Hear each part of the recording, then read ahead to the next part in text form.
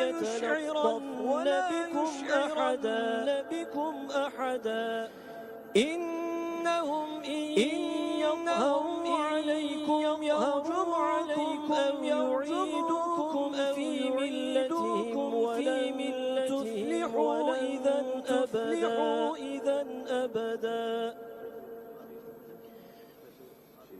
وكذلك أعثرنا عليهم ليعلموا الله حق وأن الساعة لا ريب فيها إذ يتنازعون بينهم أمرهم فقالوا عليهم بنيانا ربهم أعلم بهم قال الذين غلبوا على أمرهم لنتخذن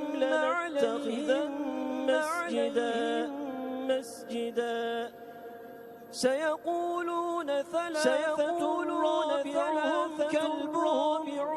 كلبهم ويقولون خمسة سادسهم كلبهم بالغيب ويقولون سبعة وثامنهم كلبهم قل ربي أعلم بعدتهم إلا قليل فلا تمار فيهم إلا ظاهرا ولا تستفت فيهم منهم أحدا ولا تقولن لشيء فاعل ذلك غدا إلا أن يشاء الله واذكر ربك إذا نسيت وقل عسى أن يهديني ربي لأقرب من هذا رشدا ولبثوا في كهفهم 300 وازدادوا تسعا قل الله أعلم بما لبثوا له غيب السماوات والأرض أبصر به وأسمع ما لهم دونه من ولي ولا يشرك في حكمه أحدا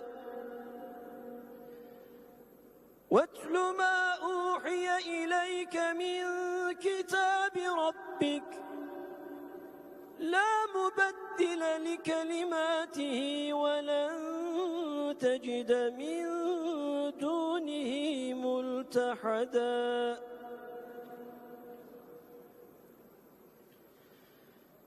واصبر نفسك مع الذين يدعون ربهم بالغداة والعشي يريدون وجهه ولا تعد عيناك عنهم تريد زينة الحياة الدنيا ولا تطع من أغفلنا قلبه عن ذكرنا واتبع هواه وكان أمره فرطا وقل الحق من ربكم فمن شاء فليؤمن ومن شاء فليكفر إنا أعتدنا للظالمين نارا أحاط بهم سرادقها وإن يستغيثوا يغاثوا بماء كالمهل يشفي الوجوه بئس الشراب وساءت مرتفقا إن الذين آمنوا وعملوا الصالحات إنا إنا لا نضيع أجر من أحسن عملا أولئك لهم جنات عدن تجري من تحتهم الأنهار يحلون فيها من أساور من ذهب ويلبسون ثيابا خضرا من سندس وإستبرق متكئين فيها على الأرائك نعم الثواب وحسنت مرتفقا صدق الله العظيم.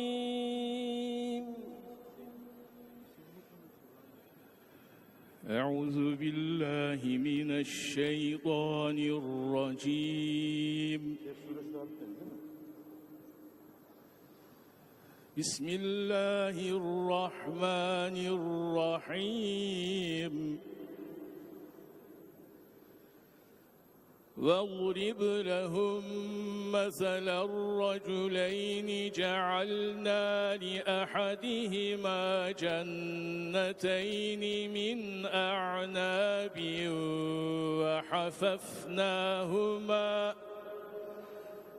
وحففناهما بنخل وجعلنا بينهما زرعا كلتا الجنتين آتت أكلها ولم تظلم منه شيئا وفجرنا خلالهما نهرا وكان له ثمر فقال لصاحبه وهو يحاوره أنا أكثر منك مالا وأعز نفرا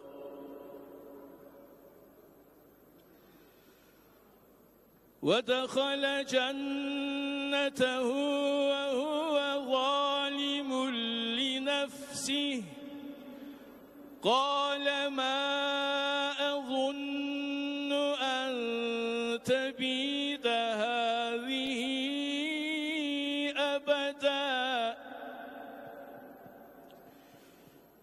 وما أظن الساعة قائمة ولئن رددت إلى ربي لأجدن خيرا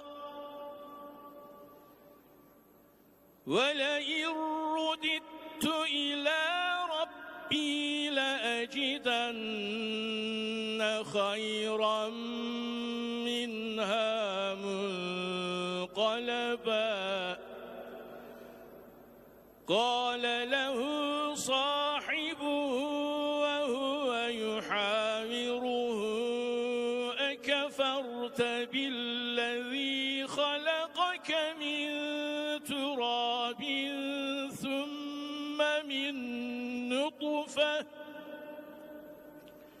ثم من نطفة ثم سواك رجلا لكن هو الله ربي ولا أشرك بربي أحدا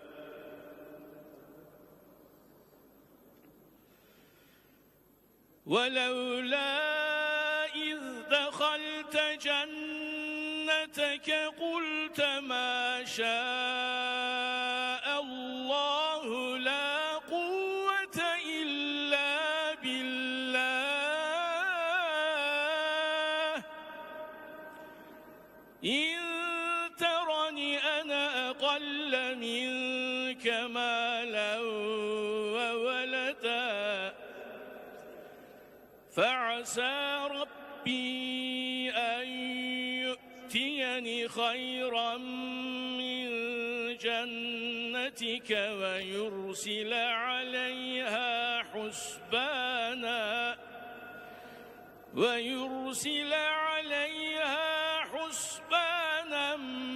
من السماء فتصبح صعيدا زلقا أو يصبح ماؤها غورا فلن تستطيع له طلبا وأحيط بثمره فأصبح يقلب كفيه على ما أنفق فيها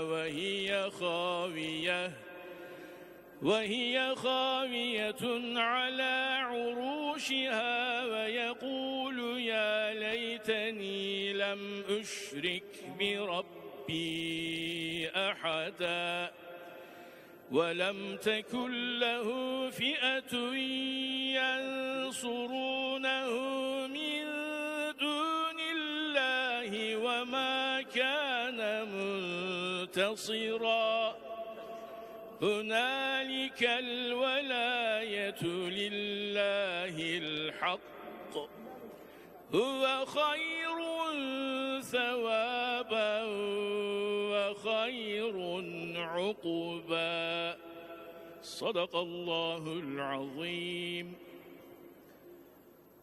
أعوذ بالله من الشيطان الرجيم. بسم الله الرحمن الرحيم. واضرب لهم مثل الحياة الدنيا كماء أنزلناه من السماء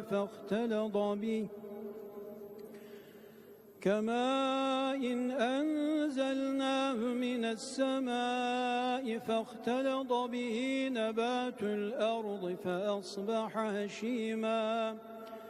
فأصبح هشيما تذروه الرياح وكان الله على كل شيء مقتدرا. المال والبنون زينة الحياة الدنيا والباقيات الصالحات خير عند ربك ثوابا وخير أملا.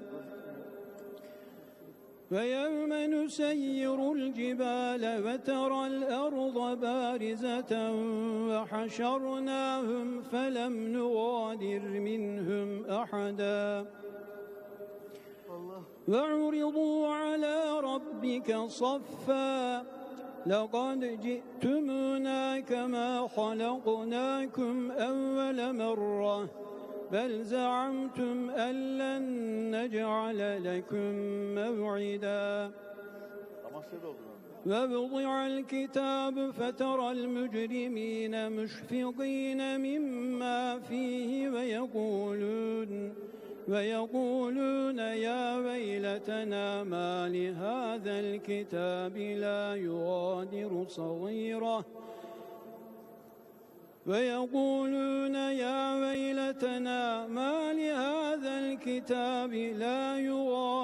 صغيرة ولا كبيرة إلا أحصاها ووجدوا ما عملوا حاضرا ولا يظلم ربك أحدا. وإذ قلنا للملائكة اسجدوا لآدم فسجدوا إلا إبليس كان من الجن ففسق عن أمر ربه أفتتخذونه وذريته أولياء من دوني وهم لكم عدو بئس للظالمين بدلا.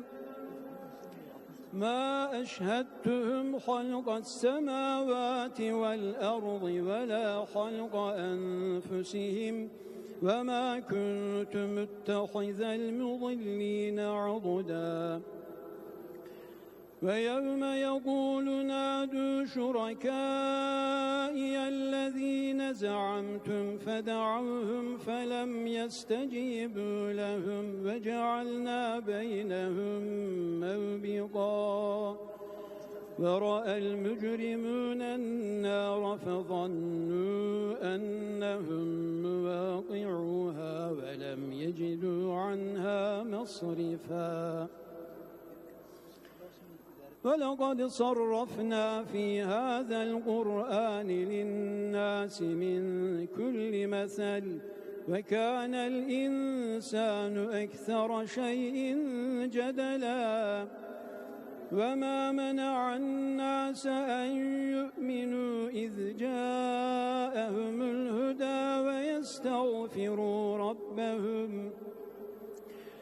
ويستغفروا ربهم إلا أن تأتيهم سنة الأولين أو يأتيهم العذاب قبلا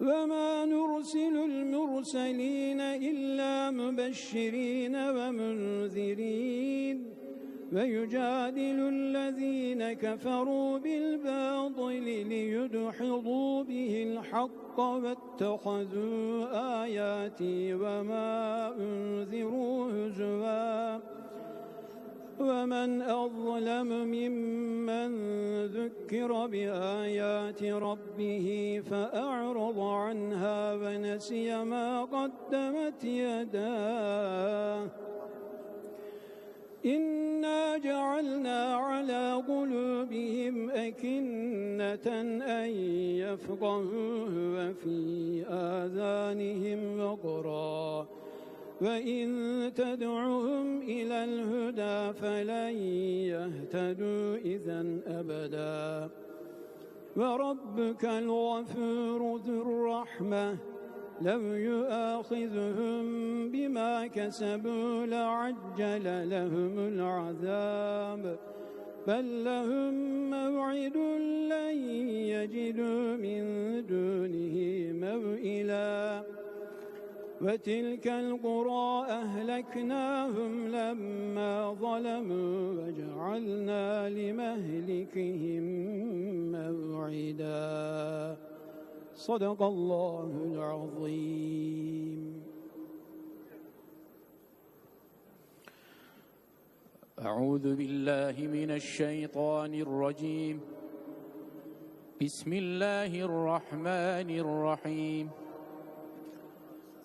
وإذ قال موسى لفتاه لا أبرح حتى أبلغ مجمع البحرين أو أمضي حقبا فلما بلغا مجمع بينهما نسيا حوتهما فاتخذ سبيله في البحر سربا فلما جاوزا قال لفتاه آتنا غداءنا لقد لقينا من سفرنا هذا نصبا قال أرأيت إذ أوينا إلى الصخرة فإني نسيت الحوت وما أنسانيه إلا الشيطان أن أذكره واتخذ سبيله في البحر عجبا قال ذلك ما كنا نبغي فارتدا على آثارهما قصصا فوجدا عبدا من عبادنا آتيناه رحمة من عندنا وعلمناه من لدنا علما قال له موسى هل أتبعك على أن تعلمني مما علمت رشدا قال إنك لن تستطيع معي صبرا وكيف تصبر على ما لم تحط به خبرا قال ستجدني إن شاء الله صابرا ولا أعصي لك أمرا قال فإن اتبعتني فلا تسألني عن شيء حتى أحدث لك منه ذكرا فانطلقا حتى إذا ركبا في السفينة خرقها قال أخرقتها لتغرق أهلها لقد جئت شيئا إمرا قال ألم أقل إنك لن تستطيع معي صبرا قال لا تؤاخذني بما نسيت ولا ترهقني من أمري عسرا فانطلقا حتى إذا لقيا غلاما فقتله قال أقتلت نفسا زكية بغير نفس من أمري عسرا فانطلقا حتى إذا لقيا غلاما فقتله قال أقتلت نفسا زكية بغير نفس لقد جئت شيئا نكرا قال ألم أقل لك إنك لن تستطيع معي صبرا قال إن سألتك عن شيء بعدها فلا تصاحبني قد بلغت من لدني عذرا فانطلقا حتى إذا أتيا أهل قرية استطعما أهلها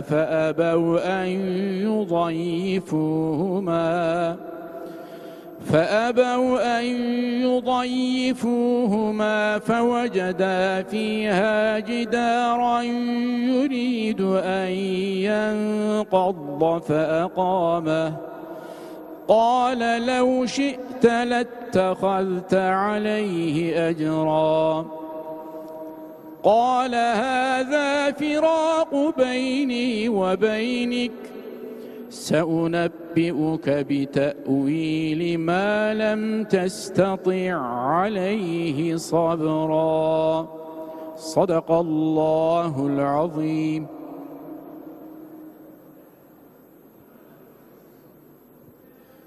بسم الله الرحمن الرحيم.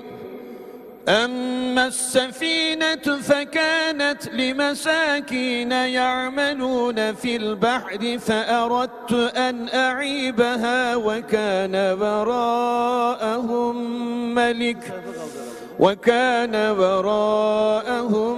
ملك يأخذ كل سفينة غصبا وأما الغلام فكان أبواه مؤمنين فخشينا أن يرهقهما طغيانا وكفرا فأردنا أن يبدلهما ربهما خيرا منه زكاة وأقرب رحما وأما الجدار فكان لغلامين يتيمين في المدينة وكان تحته كنز لهما وكان أبوهما صالحا فأراد ربك أن يبلغا أشدهما ويستخرجا كنزهما رحمة من ربك وما فعلته عن أمري ذلك تأويل ما لم تستطع عليه صبرا ويسألونك عن ذي القرنين قل سأتلو عليكم منه ذكرا إنا مكنا له في الأرض وآتيناه من كل شيء سببا فأتبع سببا حتى إذا بلغ مغرب الشمس وجدها تغرب في عين حمئة ووجد عندها قوما قلنا يا ذا القرنين إما أن تعذب وإما أن تتخذ فيهم حسنا قال أما من ظلم فسوف نعذبه ثم يرد إلى ربه فيعذبه عذابا نكرا وأما من آمن وعمل صالحا فله جزاء الحسنى وسنقول له من أمرنا يسرا ثم أتبع سببا حتى إذا بلغ مطلع الشمس وجدها تطلع على قوم لم نجعل لهم من دونها سترا كذلك وقد أحطنا بما لديه خبرا ثم أتبع سببا حتى إذا بلغ بين السدين وجد من دونهما قوما لا يكادون يفقهون قولا قالوا يا ذا القرنين إن يأجوج ومأجوج مفسدون في الأرض فهل نجعل لك خرجا على أن تجعل بيننا وبينهم سدا قال ما مكني فيه ربي خير فأعينوني بقوة أجعل بينكم وبينهم ردما آتوني زبر الحديد حتى إذا ساوى بين الصدفين قال انفخوا حتى إذا جعله نارا قال آتوني أفرغ عليه قطرا فما استطاعوا أن يظهروه وما استطاعوا له نقبا صدق الله العظيم.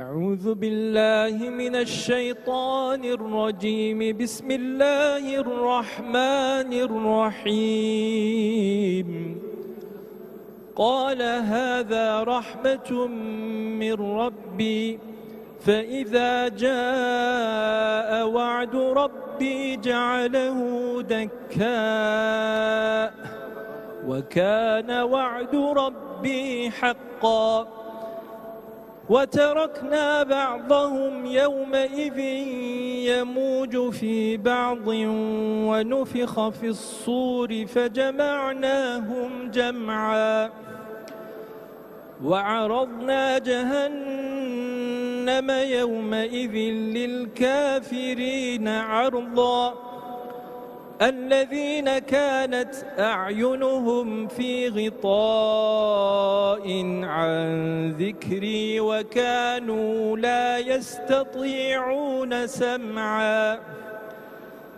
أفحسب الذين كفروا أن يتخذوا عبادي من دوني أولياء إنا أعتدنا جهنم للكافرين نزلا قل هل ننبئكم بالأخسرين أعمالا الذين كانت أعينهم في غطاء عن ذكري وكانوا لا يستطيعون سمعا إن الذين آمنوا وعملوا الصالحات كانت لهم جنات الفردوس نزلا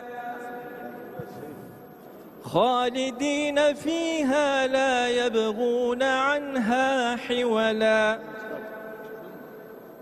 قل لو كان البحر مدادا لكلمات ربي لنفد البحر قبل أن تنفد كلمات ربي ولو جئنا بمثله مددا قل إنما أنا بشر مثلكم يوحى إلي أنما إلهكم إله واحد فمن كان يرجو لقاء ربه فليعمل عملا صالحا ولا يشرك بعبادة ربه أحدا صدق الله العظيم. الله أكبر الله أكبر لا إله إلا الله الله أكبر الله أكبر ولله الحمد الله أكبر الله أكبر لا إله إلا الله الله أكبر الله أكبر ولله الحمد الله أكبر الله أكبر لا إله إلا الله الله أكبر الله أكبر ولله الحمد اللهم صل على سيدنا محمد النبي الأمي وعلى آله وصحبه وسلم اللهم صل على سيدنا محمد النبي الأمي وعلى آله وصحبه وسلم اللهم صل على سيدنا محمد النبي الأمي وعلى آله وصحبه وسلم. أعوذ بالله من الشيطان الرجيم. بسم الله الرحمن الرحيم. كافها يا عين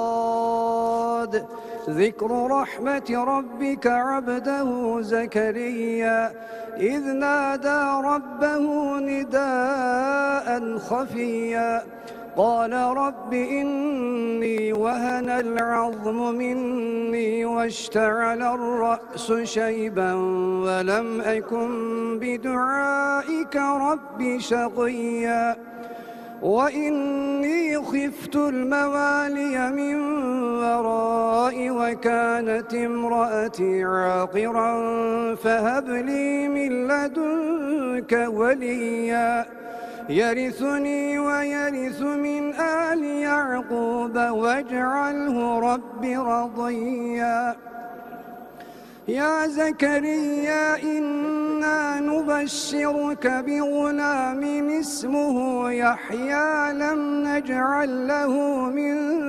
قبل سميا قال رب أنى يكون لي غلام وكانت امرأتي عاقرا وقد بلغت من الكبر عتيا قال كذلك قال ربك هو علي هين وقد خلقتك من قبل ولم تك شيئا قال رب اجعل لي آية قال آيتك ألا تكلم الناس 3 ليال سويا فخرج على قومه من المحراب فأوحى إليهم أن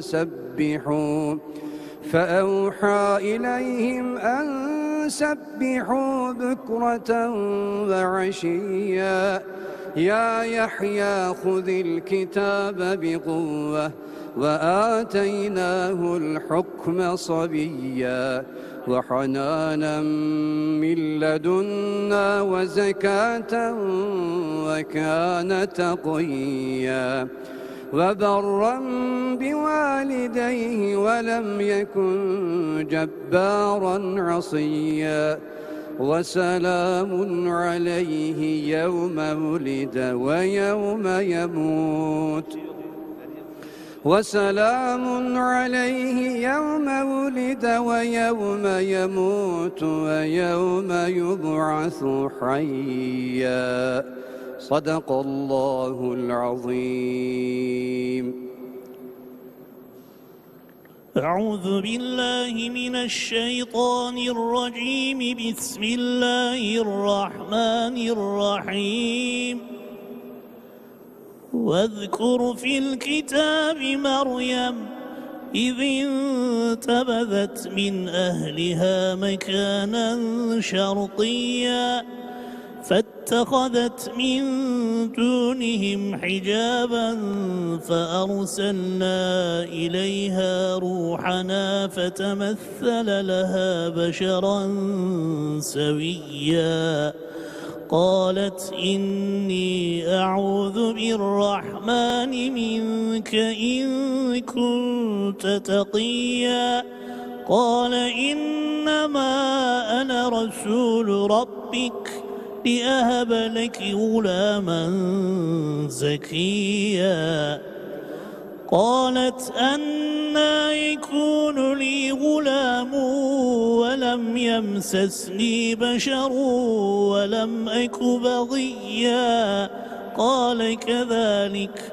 قال ربك هو علي هين ولنجعله آية للناس ورحمة منا وكان أمرا مقضيا فحملته فانتبذت به مكانا قصيا فأجاءها المخاض إلى جذع النخلة قالت يا ليتني مت قبل هذا وكنت نسيا منسيا فناداها من تحتها ألا تحزني قد جعل ربك تحتك سريا وهزي إليك بجذع النخلة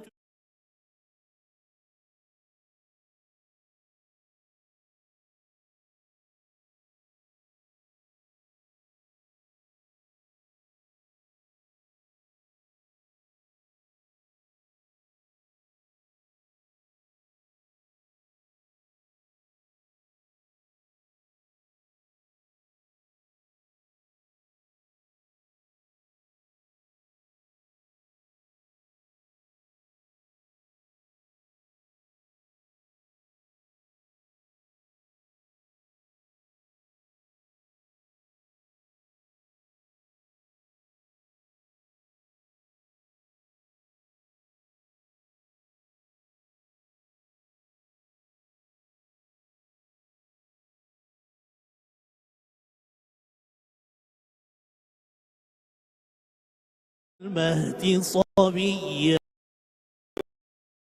إني عبد الله آتاني الكتاب وجعلني نبيا وجعلني مباركا أينما كنت وأوصاني بالصلاة والزكاة ما دمت حيا وبرا بوالدتي ولم يجعلني جبارا شقيا والسلام علي يوم ولدت ويوم أموت ويوم أبعث حيا ذلك عيسى ابن مريم قول الحق الذي فيه يمترون ما كان لله أن يتخذ من ولد سبحانه إذا قضى أمرا فإنما يقول له كن فيكون وإن الله ربي وربكم فاعبدوه هذا صراط مستقيم فاختلف الأحزاب من بينهم فويل للذين كفروا من مشهد يوم عظيم أسمع بهم وأبصر يوم يأتوننا لكن الظالمون اليوم في ضلال مبين وأنذرهم يوم الحسرة إذ قضي الأمر وهم في غفلة وهم لا يؤمنون إنا نحن نرث الأرض ومن عليها وإلينا يرجعون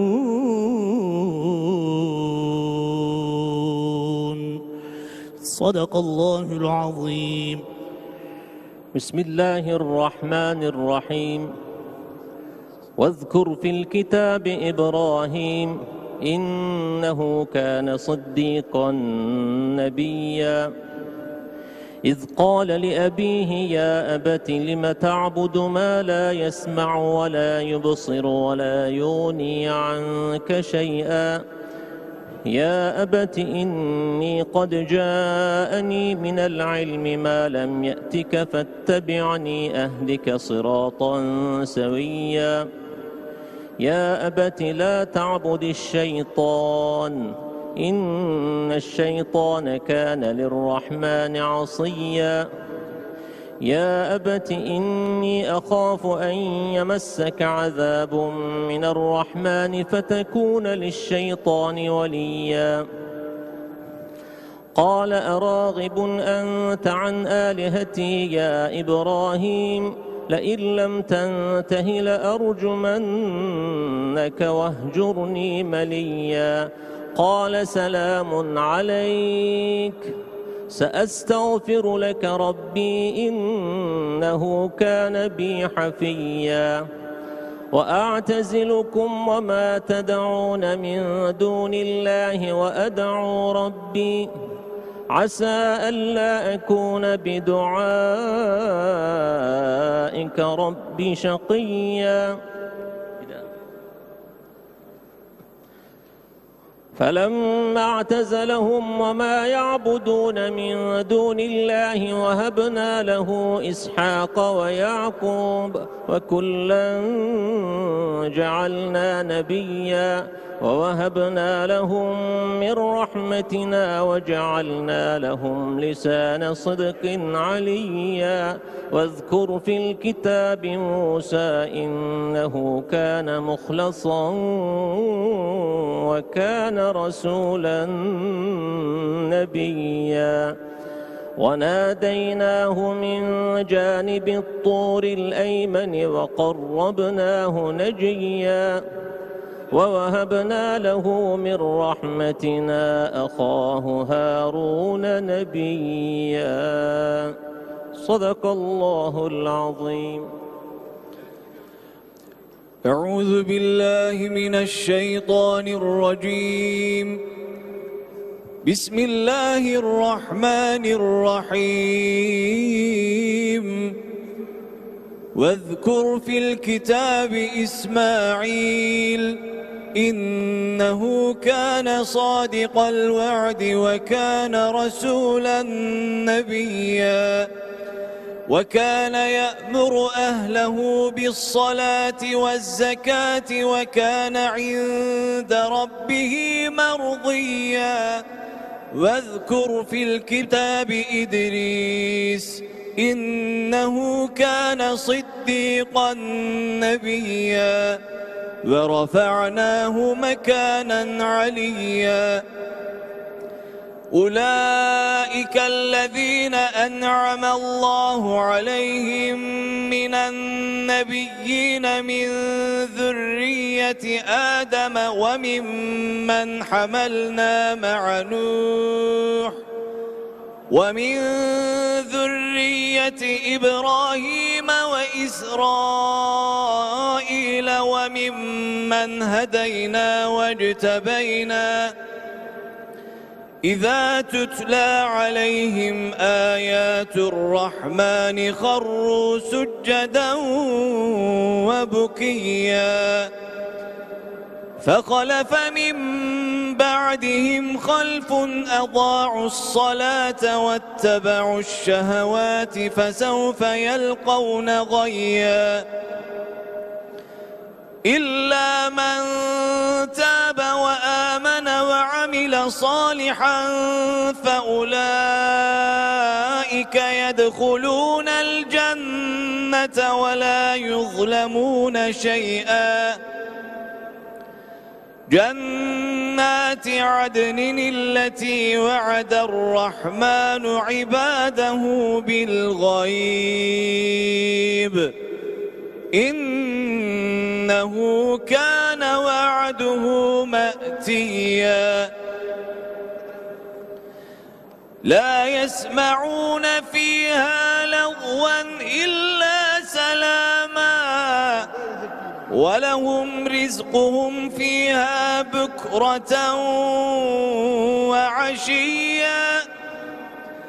تلك الجنة التي نورث من عبادنا من كان تقيا.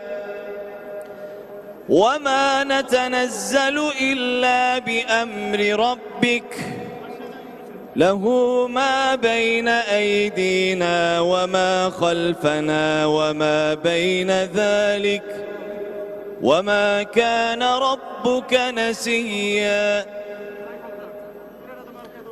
رب السماوات والأرض وما بينهما فاعبده واصطبر لعبادته هل تعلم له سميا. صدق الله العظيم. Muhterem kardeşlerim, tilavet secdesine hazır olalım. Muhterem kardeşlerim, tilavet secdesine hazır olalım. Tilavet secdesine hazır olalım.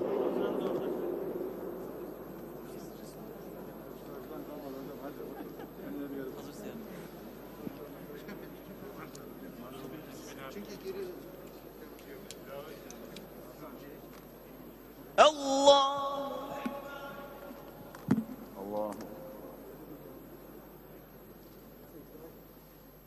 Allahu Ekber. سمعنا وأطعنا غفرانك ربنا وإليك المصير.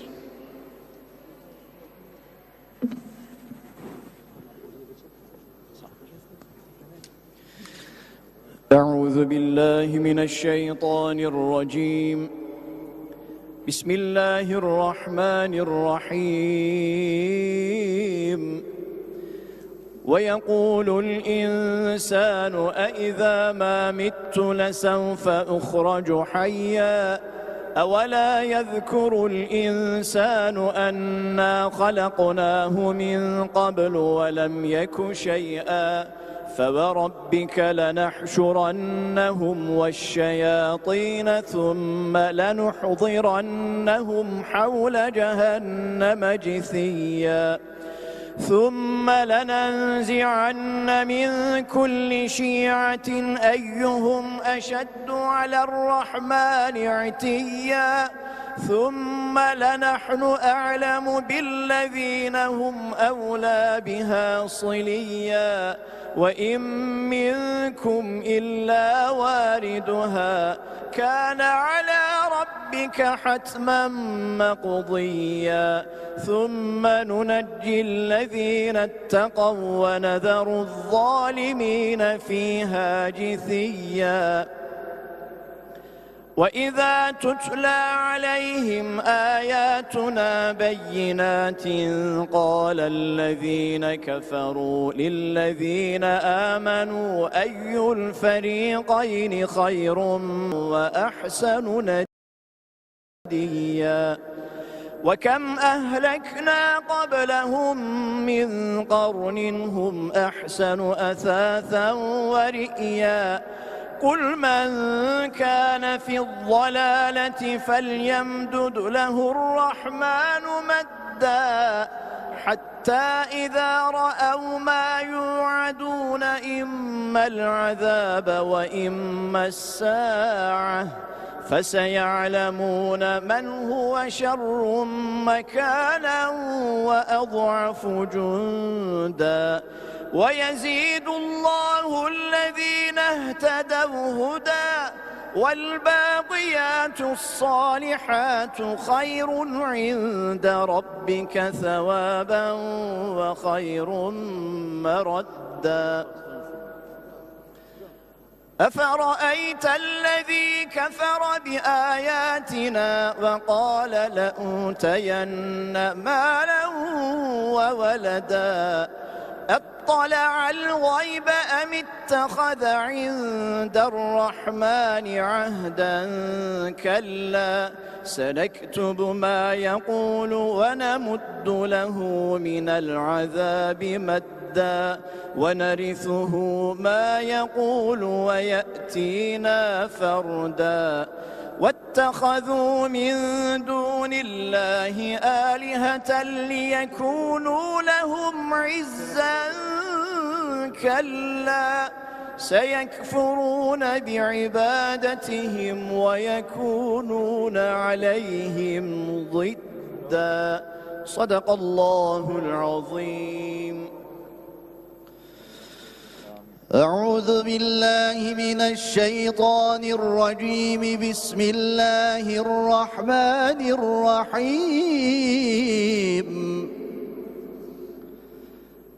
ألم تر أنا أرسلنا الشياطين على الكافرين تؤزهم أزا فلا تعجل عليهم إنما نعد لهم عدا يوم نحشر المتقين إلى الرحمن وفدا ونسوق المجرمين إلى جهنم وردا لا يملكون الشفاعة إلا من عند الرحمن عهدا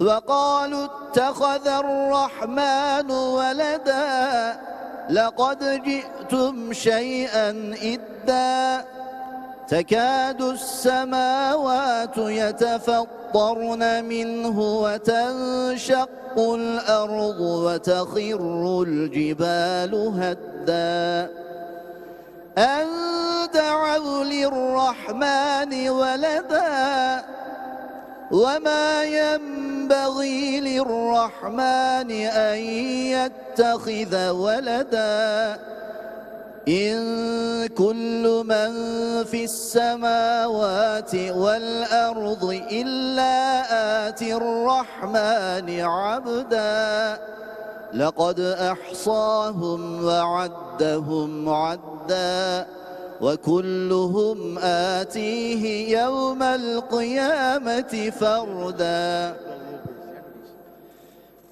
إن الذين آمنوا وعملوا الصالحات سيجعل لهم الرحمن ودا فإنما يسرناه بلسانك لتبشر به المتقين وتنذر به قوما لدا وكم أهلكنا قبلهم من قرن هل تحس منهم من أحد أو تسمع لهم ركزا صدق الله العظيم. الله أكبر الله أكبر لا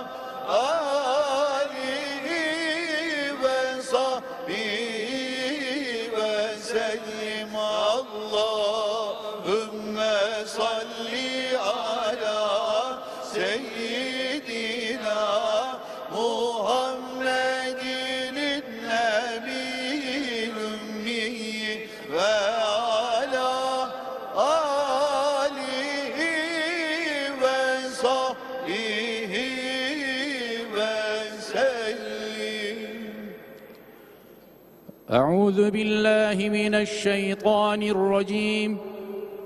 بسم الله الرحمن الرحيم. ياسين والقرآن الحكيم إنك لمن المرسلين على صراط مستقيم تنزيل العزيز الرحيم لتنذر قوما ما أنذر آباؤهم فهم غافلون لقد حق القول على أكثرهم فهم لا يؤمنون إنا جعلنا في أعناقهم أغلالا فهي إلى الأذقان فهم مقمحون وجعلنا من بين أيديهم سدا ومن خلفهم سدا فهم لا يبصرون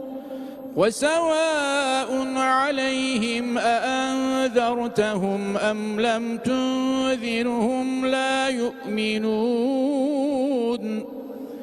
إنما تنذر من اتبع اتبع الذكر وخشي الرحمن بالغيب فبشره بمغفرة وأجر كريم إنا نحن نحيي الموتى ونكتب ما قدموا وآثارهم وكل شيء أحصيناه في إمام مبين صدق الله العظيم. أعوذ بالله من الشيطان الرجيم. بسم الله الرحمن الرحيم. واضرب لهم مثلا أصحاب القرية إذ جاءها المرسلون إذ أرسلنا إليهم اثنين فكذبوهما فعززنا بثالث فقالوا إنا إليكم مرسلون قالوا ما أنتم إلا بشر مثلنا وما أنزل الرحمن من شيء إن أنتم إلا تكذبون قالوا ربنا يعلم إنا إليكم لمرسلون وما علينا إلا البلاغ المبين قالوا إنا تطيرنا بكم لئن لم تنتهوا لنرجمنكم وليمسنكم منا عذاب أليم قالوا طائركم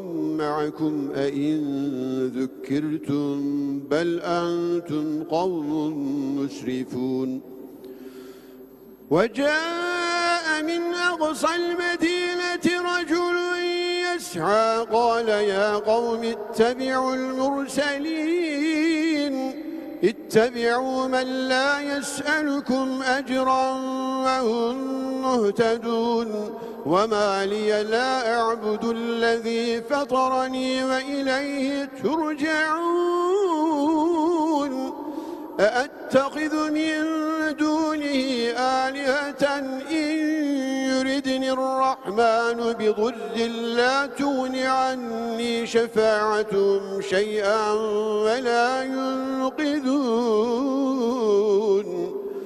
إني إذا لفي ضلال مبين إني آمنت بربكم فاسمعوني قيل ادخل الجنة قال يا ليت قومي يعلمون بما غفر لي ربي وجعلني من المكرمين صدق الله العظيم.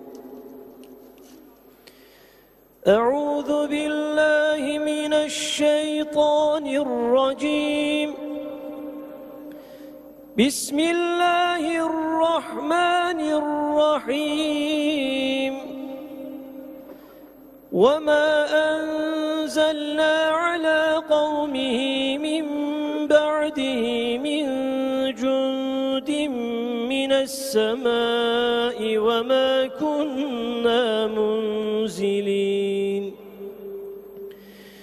إن كانت إلا صيحة واحدة فإذا هم خامدون يا حسرة على العباد ما يأتيهم من رسول إلا كانوا به يستهزئون ألم يروا كم أهلكنا قبلهم من القرون أنهم إليهم لا يرجعون وإن كل لما جميع لدينا محضرون وآية لهم الأرض الميتة أحييناها وأخرجنا منها حبا فمنه يأكلون وجعلنا فيها جنات من نخيل وأعناب وفجرنا فيها من العيون ليأكلوا من ثمره وما عملته أيديهم أفلا يشكرون سبحان الذي خلق الأزواج كلها مما تنبت الأرض ومن أنفسهم ومما لا يعلمون وآية لهم الليل نسلخ منه النهار فإذا هم مظلمون والشمس تجري لمستقر لها ذلك تقدير العزيز العليم والقمر قدرناه منازل حتى عاد كالعرجون القديم لا الشمس ينبغي لها أن تدرك القمر ولا الليل سابق النهار وكل في فلك يسبحون صدق الله العظيم. أعوذ بالله من الشيطان الرجيم. بسم الله الرحمن الرحيم. وآية لهم أنا حملنا ذريتهم في الفلك المشحون وخلقنا لهم من مثله ما يركبون وإن نشأ نغرقهم فلا صريخ لهم ولا هم ينقذون إلا رحمة منا ومتاعا إلى حين وإذا قيل لهم اتقوا ما بين أيديكم وما خلفكم لعلكم ترحمون وما تأتيهم من آية من آيات ربهم إلا كانوا عنها معرضين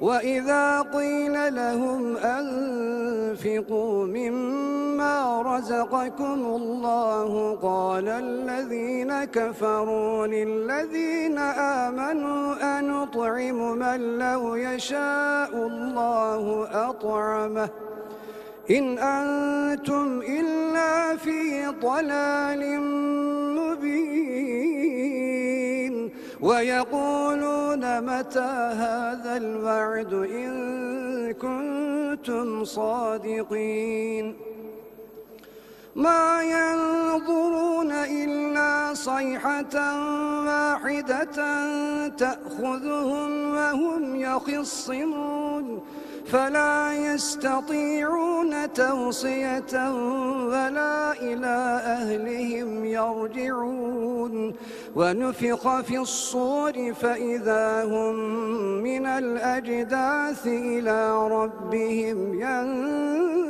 ينسلون قالوا يا ويلنا من بعثنا من مرقدنا هذا ما وعد الرحمن وصدق المرسلون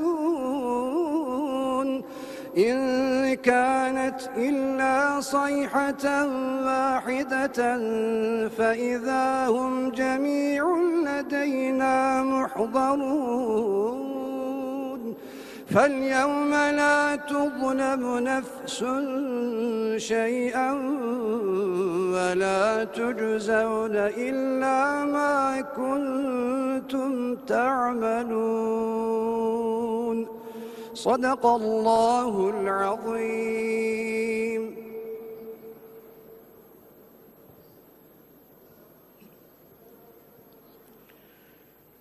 أعوذ بالله من الشيطان الرجيم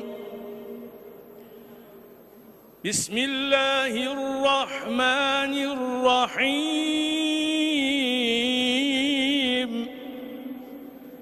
إن أصحاب الجنة اليوم في شغل فاكهون هم وأزواجهم في ظلال على الأرائك متكئون لهم فيها فاكهة ولهم ما يدعون سلام قولا من رب رحيم وامتازوا اليوم أيها المجرمون ألم أعهد إليكم يا بني آدم ألا تعبدوا الشيطان إنه لكم عدو مبين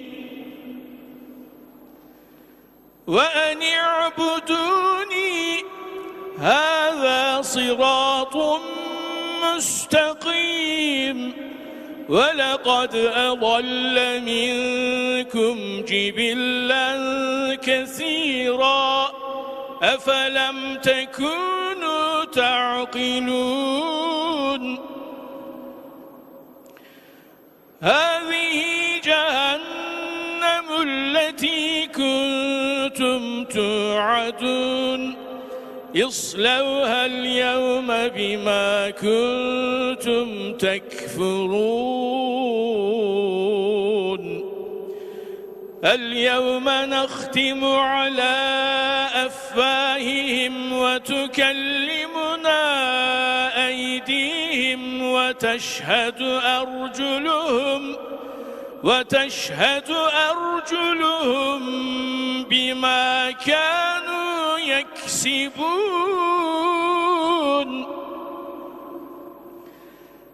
ولو نشاء لطمسنا على أعينهم فاستبقوا الصراط فأنى يبصرون ولو نشاء لمسخناهم على مكانتهم فما استطاعوا مضيا ولا يرجعون ومن نعمره ننكسه في الخلق أفلا يعقلون وما علمناه الشعر وما ينبغي له إن هو إلا ذكر وقرآن مبين لينذر من كان حيا ويحق القول على الكافرين صدق الله العظيم. أعوذ بالله من الشيطان الرجيم. بسم الله الرحمن الرحيم.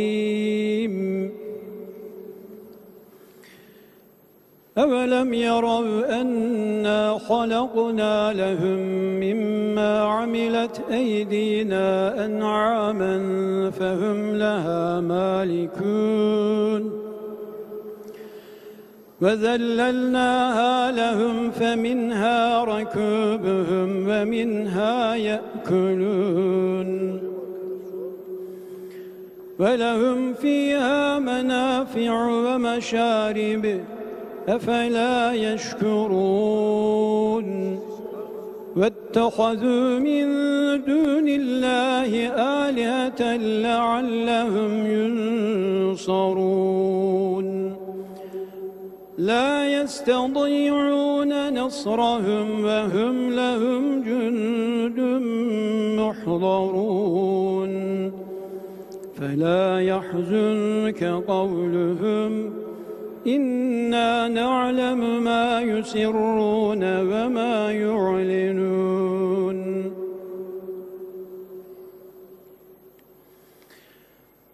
أولم ير الإنسان أنا خلقناه من نطفة فإذا هو خصيم مبين وضرب لنا مثلا ونسي خلقه قال من يحيي العظام وهي رميم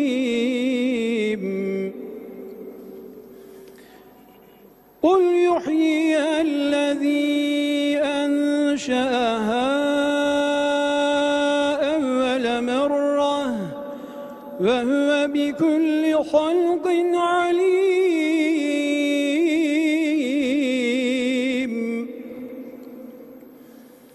الذي جعل لكم من الشجر الأخضر نارا فإذا أنتم منه توقدون أوليس الذي خلق السماوات والأرض بقادر على أن يخلق مثلهم بلى وهو الخلاق العليم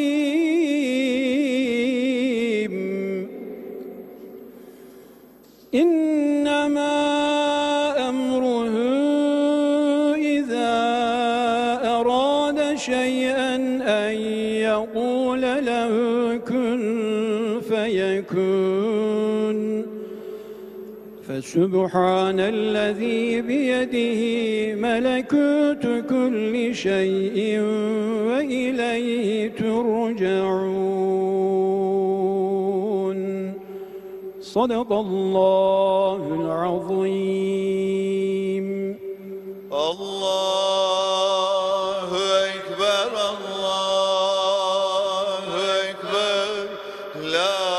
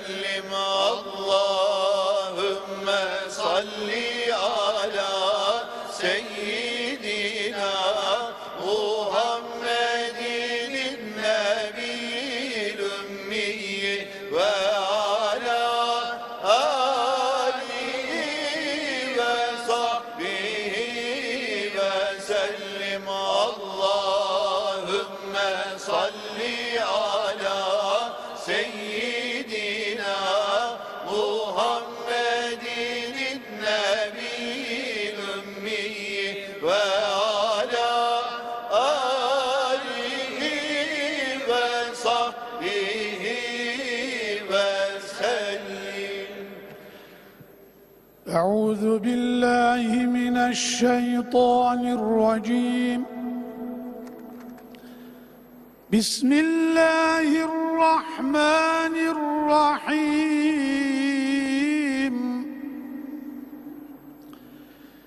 إنا فتحنا لك فتحا مبينا ليغفر لك الله ما تقدم من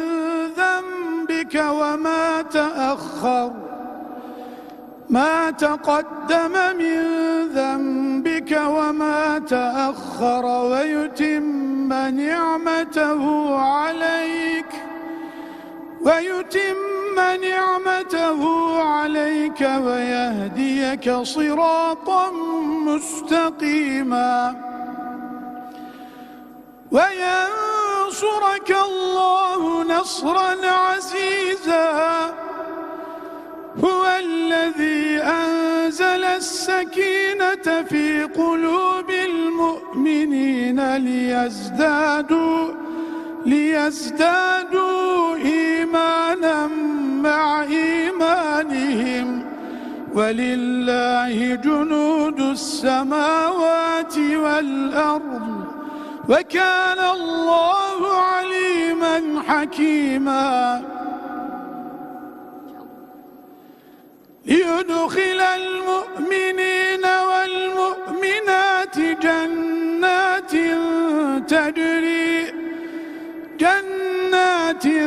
تجري من تحتها الأنهار خالدين فيها ويكفر عنهم سيئاتهم وكان ذلك عند الله فوزا عظيما ويعذب المنافقين والمنافقات والمشركين والمشركات الظانين بالله ظن السوء عليهم دائرة السوء وغضب الله عليهم ولعنهم وأعد لهم جهنم وساءت مصيرا ولله جنود السماوات والأرض وكان الله عزيزا حكيما إنا أرسلناك شاهدا ومبشرا ونذيرا لتؤمنوا بالله ورسوله وتعزروه وتوقروه وتسبحوه بكرة وأصيلا صدق الله العظيم.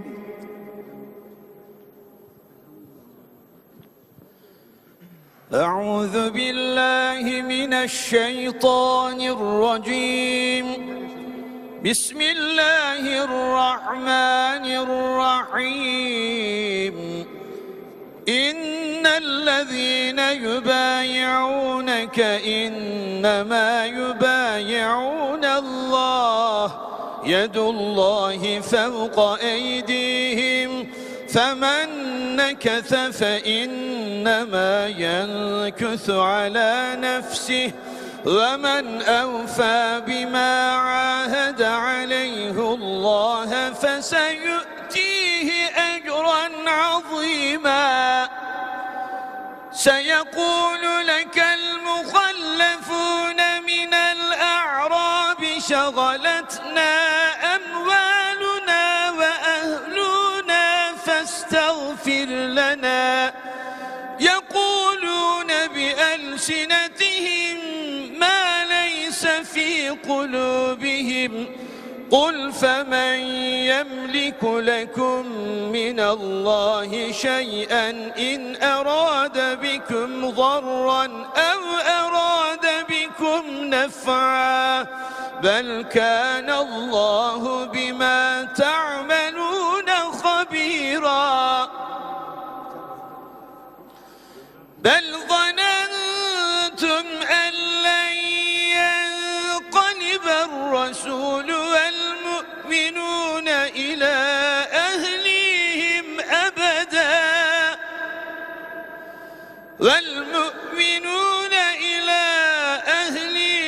أبدا وزين ذلك في قلوبكم وظننتم ظن السوء وكنتم قوما بورا. ومن لم يؤمن بالله ورسوله فإنا أعتدنا للكافرين سعيرا ولله ملك السماوات والأرض يغفر لمن يشاء ويعذب من يشاء وكان الله غفورا رحيما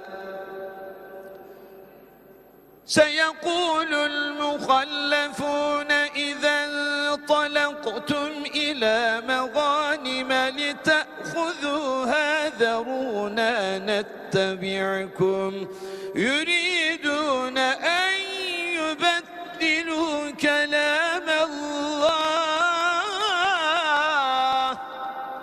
قل لن تتبعونا كذلكم قال الله من قبل فسيقولون بل تحسدوننا بل كانوا لا يفقهون إلا قليلا صدق الله العظيم.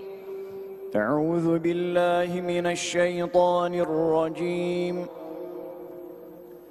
بسم الله الرحمن الرحيم. قل للمخلفين من الأعراب ستدعون إلى قوم أولي بأس شديد تقاتلونهم أو يسلمون فإن تطيعوا يؤتكم الله أجرا حسنا وإن تتولوا كما توليتم من قبل يعذبكم عذابا أليما ليس على الأعمى حرج ولا على الأعرج حرج ولا على المريض حرج ومن يطع الله ورسوله يدخله جنات تجري من تحتها الأنهار ومن يتولى يعذبه عذابا أليما لقد رضي الله عن المؤمنين إذ يبايعونك تحت الشجرة فعلم ما في قلوبهم فأنزل السكينة عليهم وأثابهم فتحا قريبا ومغانم كثيرة يأخذونها وكان الله عزيزا حكيما وعدكم الله مغانم كثيرة تأخذونها فعجل لكم هذه وكف أيدي الناس عنكم ولتكون آية للمؤمنين ويهديكم صراطا مستقيما وأخرى لم تقدروا عليها قد أحاط الله بها وكان الله على كل شيء قديرا ولو قاتلكم الذين كفروا لولوا الأدبار ثم لا يجدون وليا ولا نصيرا سنة الله التي قد خلت من قبل ولن تجد لسنة الله تبديلا صدق الله العظيم. أعوذ بالله من الشيطان الرجيم. بسم الله الرحمن الرحيم. وهو الذي كف أيديهم عنكم وأيديكم عنهم ببطن مكة من بعد أن أظفركم عليهم وكان الله بما تعملون بصيراً. هم الذين كفروا وصدوكم عن المسجد الحرام والهدي معكوفا أن يبلغ محله ولولا رجال مؤمنون ونساء مؤمنات لم تعلموهم أن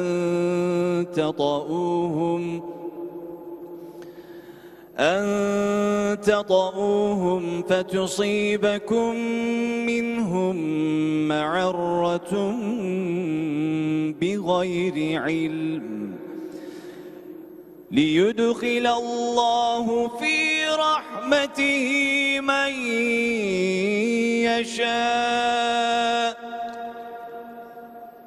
لو تزيلوا لعذبنا الذين كفروا منهم عذابا أليما.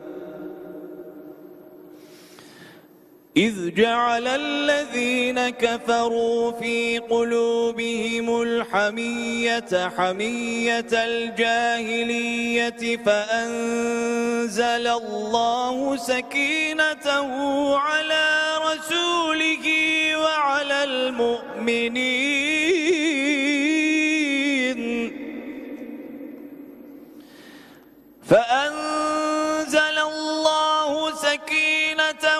على رسوله وعلى المؤمنين وألزمهم كلمة التقوى وكانوا أحق بها وأهلها وكان الله بكل شيء عليما. لقد صدق الله رسوله الرؤيا بالحق لتدخلن المسجد الحرام إن شاء الله آمنين. لتدخلن المسجد الحرام إن شاء الله آمنين محلقين رؤوسكم ومقصرين لا تخافون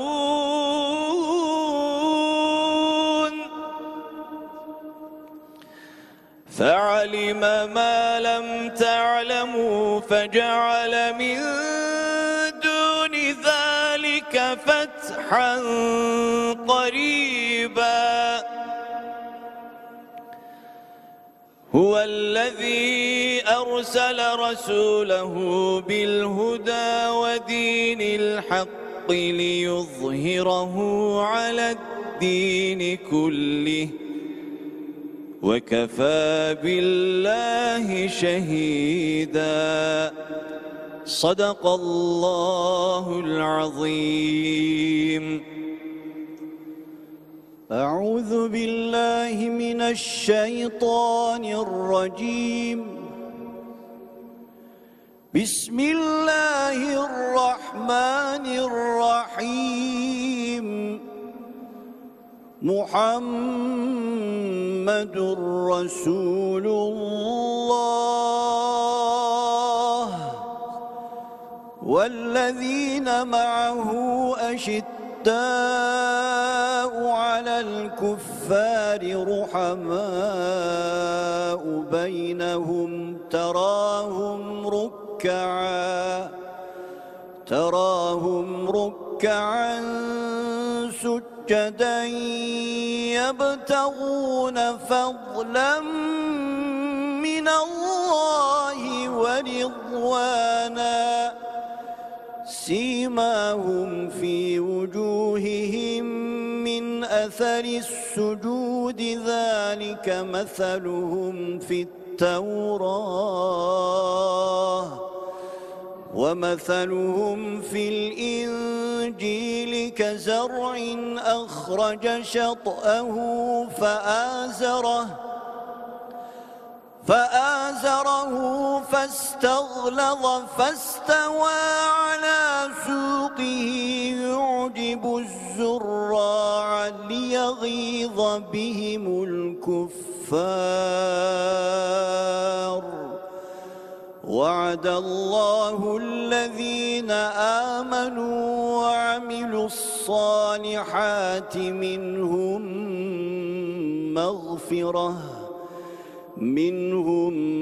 مغفرة وأجرا عظيما صدق الله العظيم الله أكبر الله أكبر لا إله إلا الله الله أكبر الله أكبر ولله الحمد اللهم صل على سيدنا محمد النبي الأمي وعلى آله وصحبه وسلم.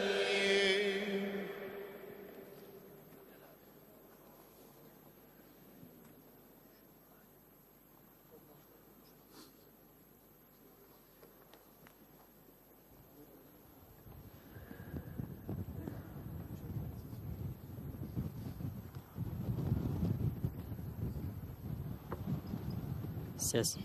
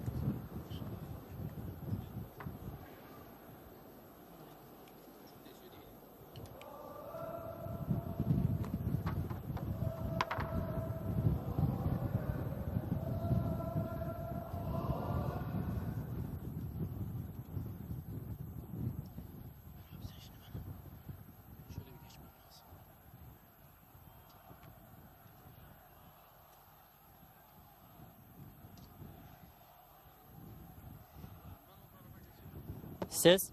Ses. Allah, bir dakika hocam, bir dakika.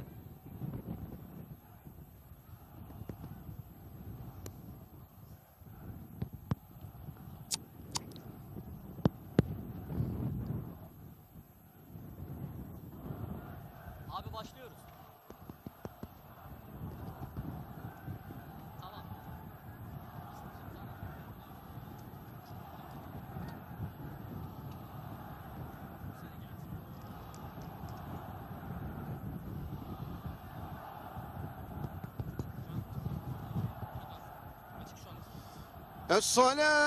الصلاة والسلام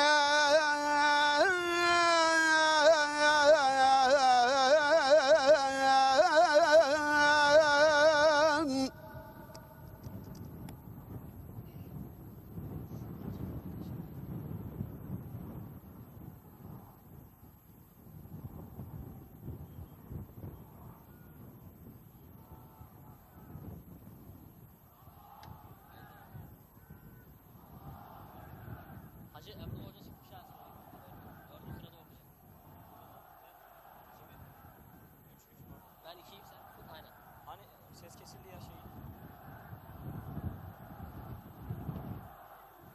Ses.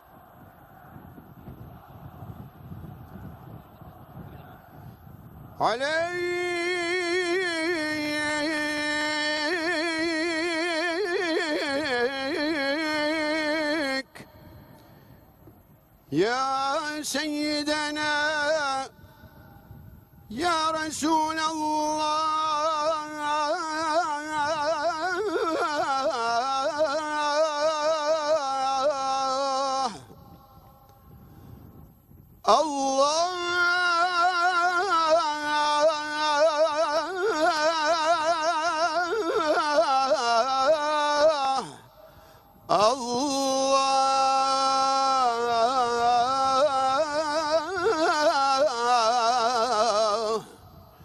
الله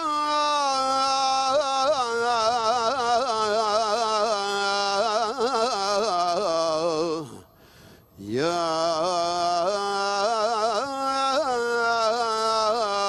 كريم الله الصلاة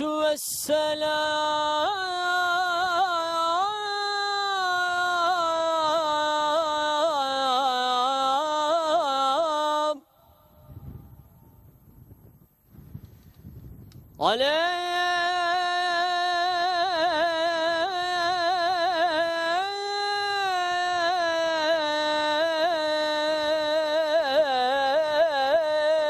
عليك يا سيدنا يا حبيب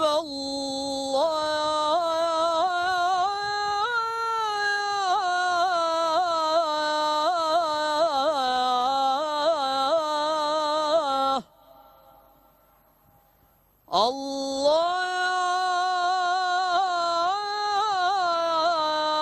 الله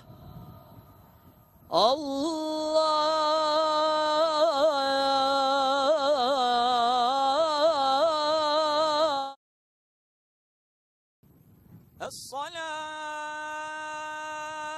الصلاة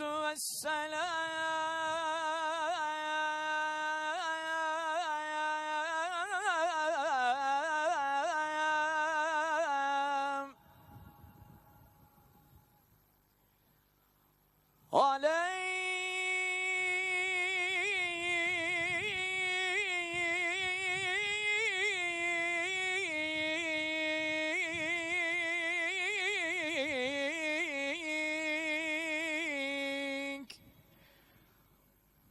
عليك يا سيدنا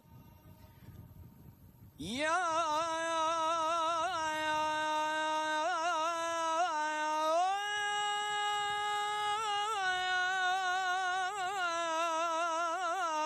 نبي الله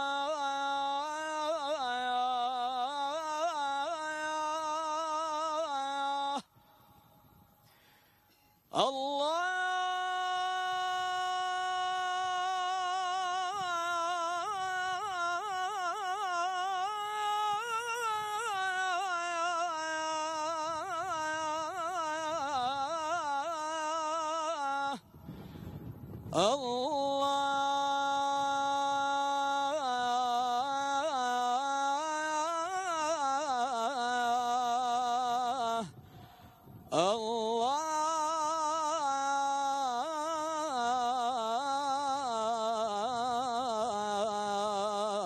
الله يا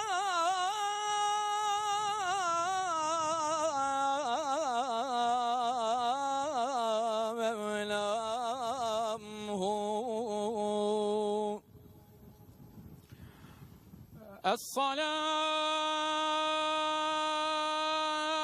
الصلاة والسلام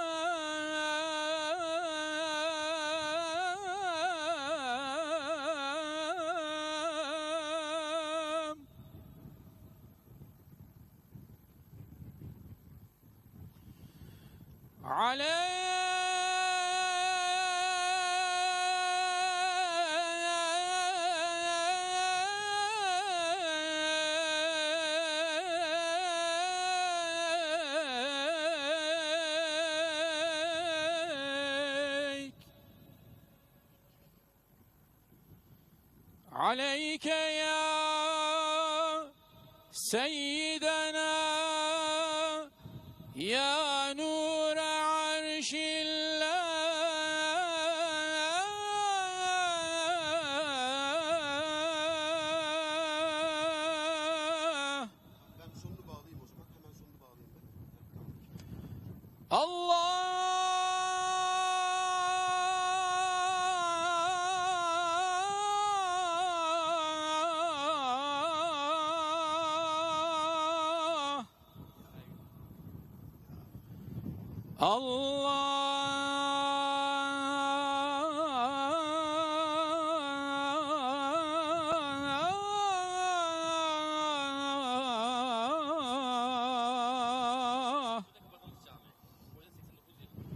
Allah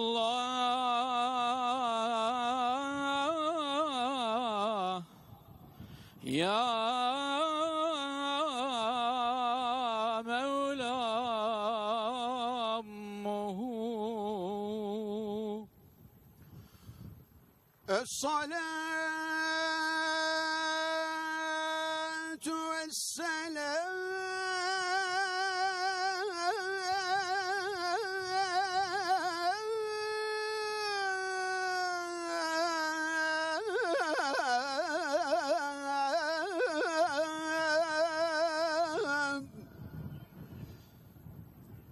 عليك يا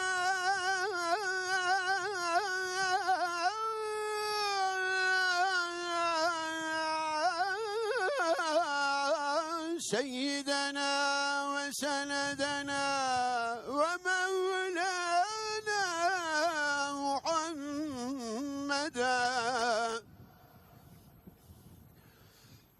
عليك يا سيد الأولين والآخرين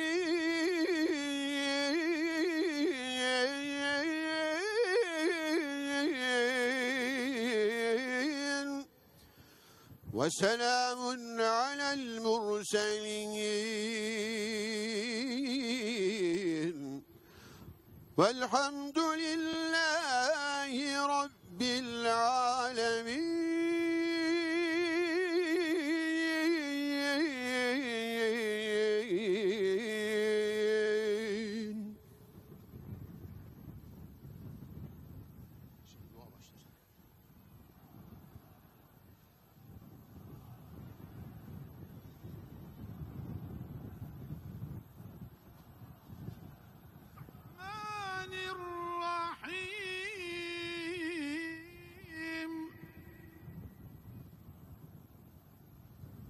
قل هو الله أحد الله الصمد لم يلد ولم يولد ولم يكن له كفوا أحد. الله أكبر. بسم الله الرحمن الرحيم. قل هو الله أحد الله الصمد لم يلد ولم يولد ولم يكن له كفوا أحد. الله أكبر. بسم الله الرحمن الرحيم. قل هو الله أحد الله الصمد لم يلد ولم يولد ولم يكن له كفوا أحد. الله أكبر الله أكبر. لا إله إلا الله والله أكبر. الله أكبر ولله الحمد. أعوذ بالله من الشيطان الرجيم. بسم الله الرحمن الرحيم. قل أعوذ برب الفلق من شر ما خلق ومن شر غاسق إذا وقب ومن شر النفاثات في العقد ومن شر حاسد إذا حسد. الله أكبر الله أكبر لا إله إلا الله الله أكبر الله أكبر ولله الحمد. بسم الله الرحمن الرحيم.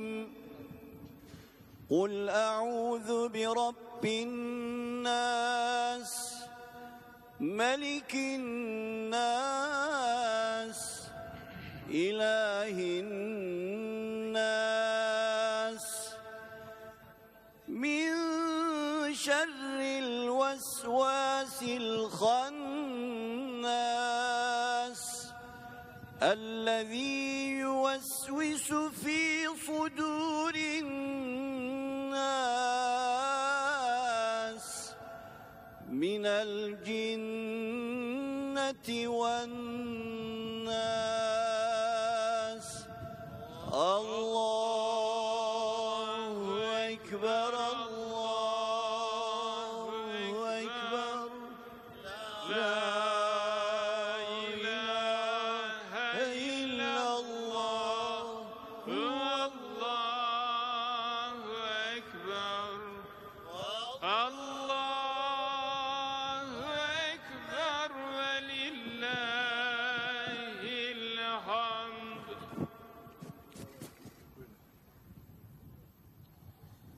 أعوذ بالله من الشيطان الرجيم. بسم الله الرحمن الرحيم. الحمد لله رب العالمين الرحمن الرحيم مالك يوم الدين.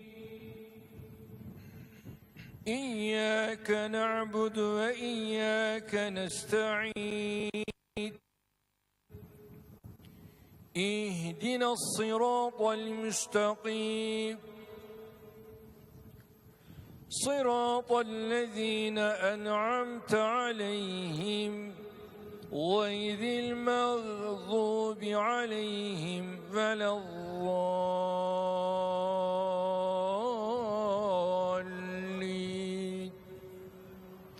آمين آمين. بسم الله الرحمن الرحيم. ألف لام ميم. ذلك الكتاب لا ريب فيه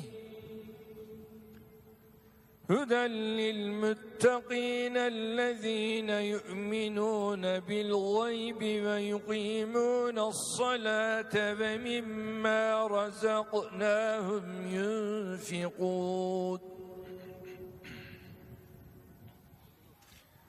والذين يؤمنون بما أنزل إليك وما أنزل من قبلك وبالآخرة هم يوقنون. أولئك على هدى من ربهم وأولئك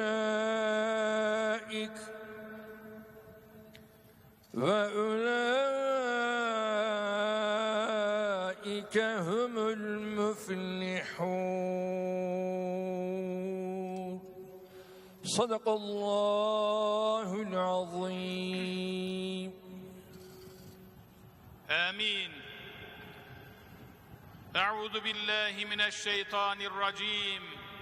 بسم الله الرحمن الرحيم.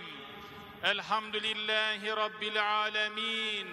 والصلاة والسلام على رسولنا محمد وعلى آله وأصحابه أجمعين.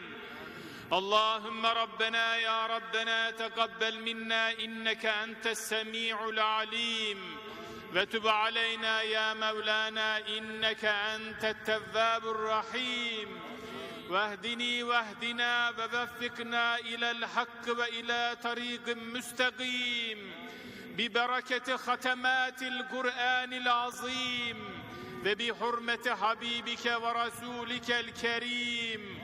واعف عنا يا كريم واعف عنا يا رحيم واغفر لنا ذنوبنا وذنوب آبائنا بفضلك وجودك وكرمك يا أكرم الأكرمين ويا أرحم الراحمين. اللهم زينا بزينة ختمات القرآن وأكرمنا بكرامة ختمات القرآن وشرفنا بشرافة ختمات القرآن وأدخلنا الجنة بحرمة ختمات القرآن. Ey yerlerin, göklerin ve bütün mevcudatın Rabbi, Yüce Rabbimiz, şu anda ellerimizi senin rızan için kaldırdık. Bizleri dergâh-ı uluhiyetinden boş çevirme Allah'ım. Yurt genelinde milletimizin okumuş olduğu binlerce hatmi şeriften ve bu cami-i şerifte okunan Kur'an-ı Kerimlerden, Sure-i Celilelerden hasıl olan sevabı evvelen bizzat Hulasa-i Kainat, iki cihan serveri, başlarımızın tacı, gönüllerimizin ilacı, sevgili Peygamberimiz Hazreti Muhammed Mustafa aleyhissalatu vesselam Efendimizin mübarek, münevver, mutahhar, aziz ruhu tayyibelerine hediye eyledik, sen vasıl eyle Allah'ım. Ya Rab, hasıl olan sevabı bütün Peygamber-i İzam, ulema-i amilin, sülehâ-i salihin, şühedâ-i şahidin, bütün geçmişlerimizin ruhlarına hediye eyledik, kabul eyle Allah'ım. Ya Rabbel Alemin, bundan 567 sene evvel İstanbul'u fetheden, Ayasofya Camii haline getiren, başta cennet mekan İstanbul'un Fatihi Fatih Sultan Mehmet Han olmak üzere Akşemseddin Hazretlerinin ve fethe katılan bütün askerlerimizin, şehitlerimizin, gazilerimizin ruhlarına hediye eyledik. Kabul eyle Allah'ım. O günden bugüne Ayasofya Camii'nde hizmet eden, imamından müezzinine, ulemadan ders veren bütün hocalarımıza, hepsinin ruhlarına hediye eyledik, sen kabul eyle Allah'ım. Ya Rab, bu caminin bu hale gelmesine vesile olan Mimar Sinan Hazretlerinin ve tüm mimarların ruhlarına hediye eyledik, vasıl eyle Allah'ım.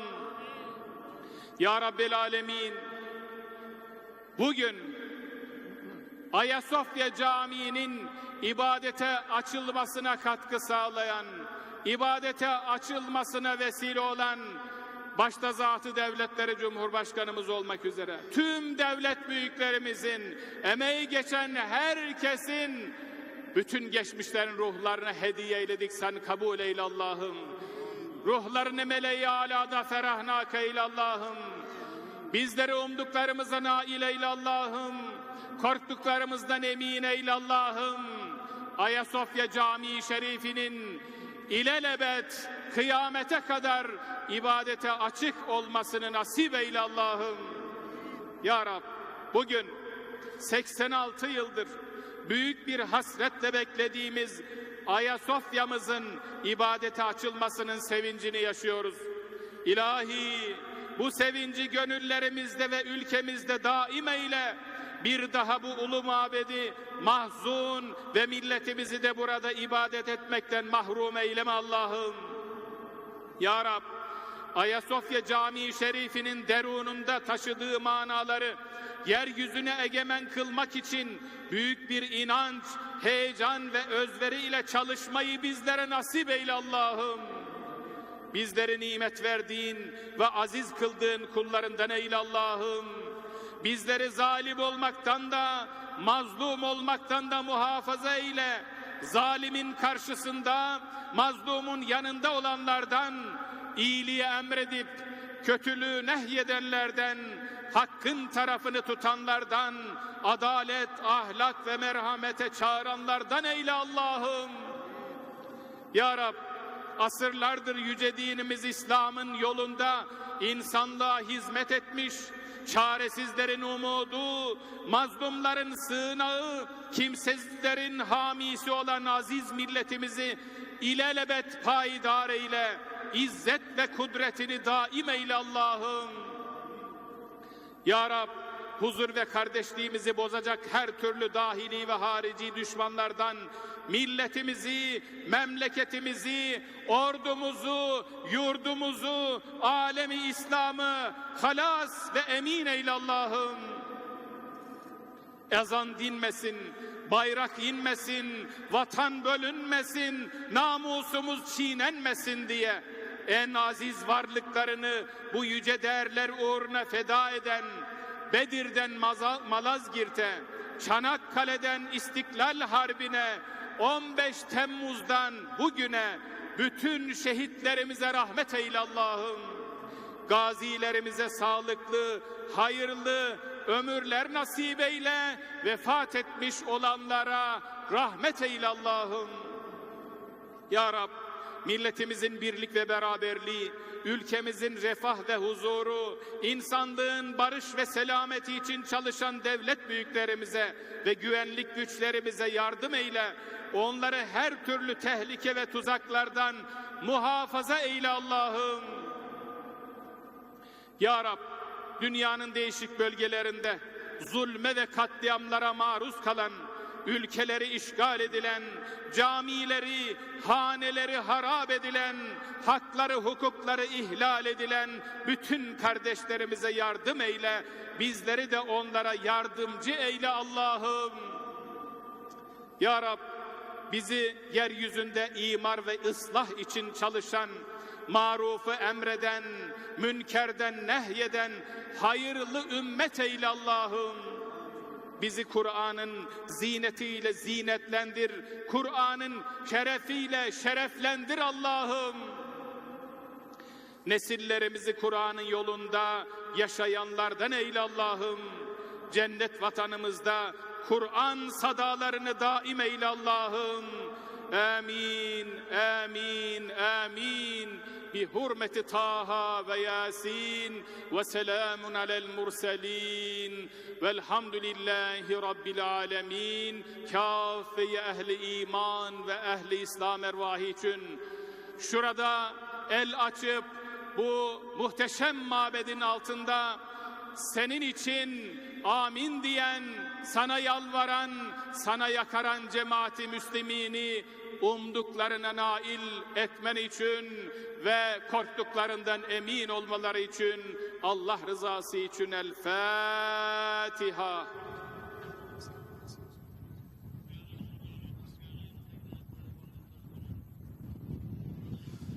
Allahu Ekber, Allahu Ekber. Allahu Ekber, Allahu Ekber.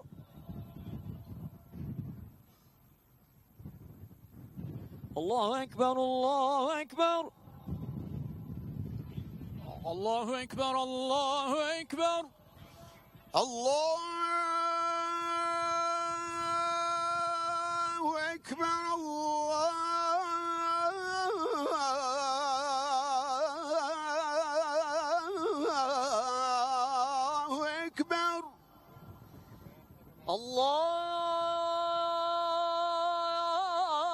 الله أكبر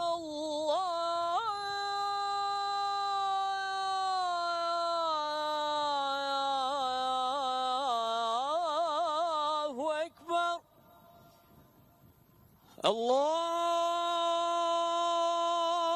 الله أكبر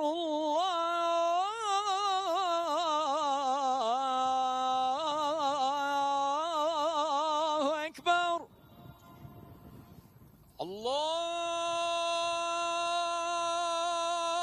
الله أكبر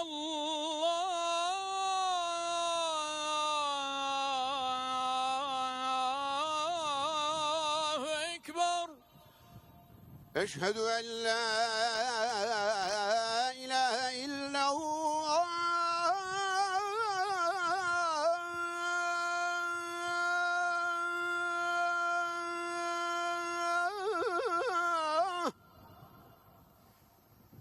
أشهد أن لا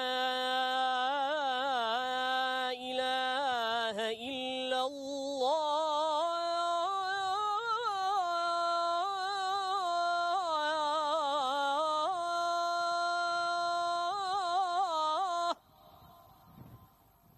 أشهد أن لا إله إلا الله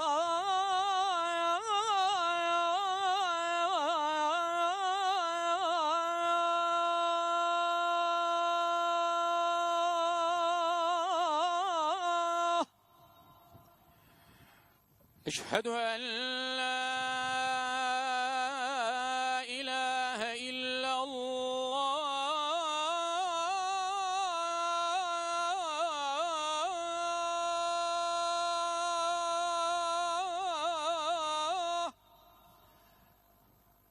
أشهد أن لا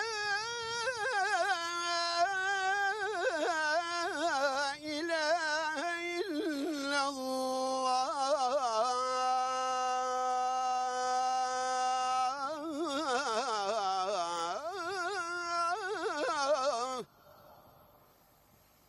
أشهد أن لا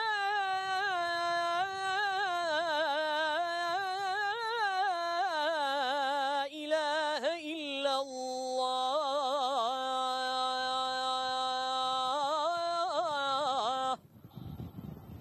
أشهد أن لا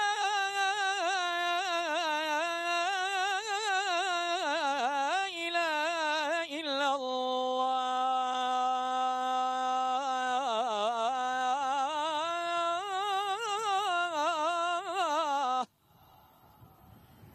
أشهد أن لا إله إلا الله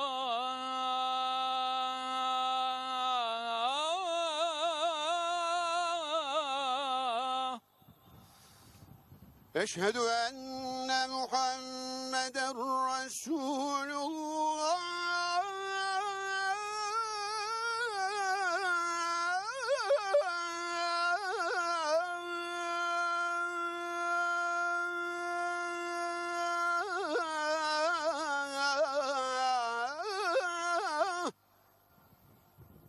أشهد أن محمدا رسول الله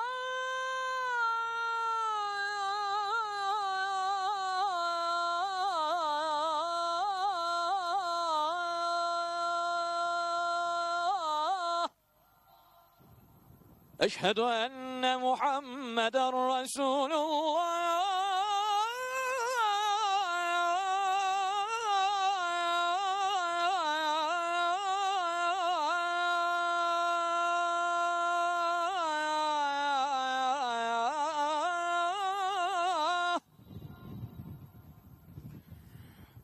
أشهد أن محمدا رسول الله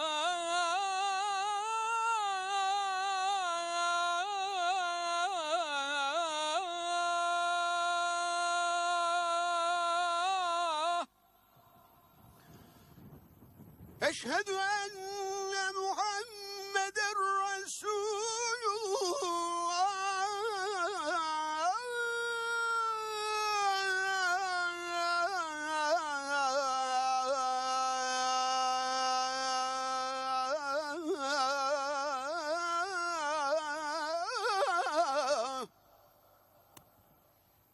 أشهد أن محمدا رسول الله.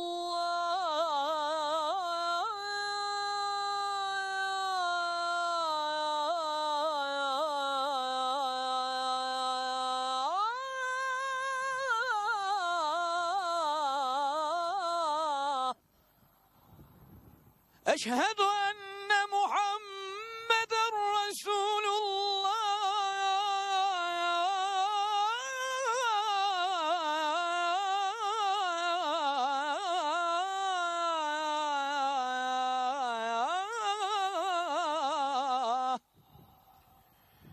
أشهد أن محمدا رسول الله.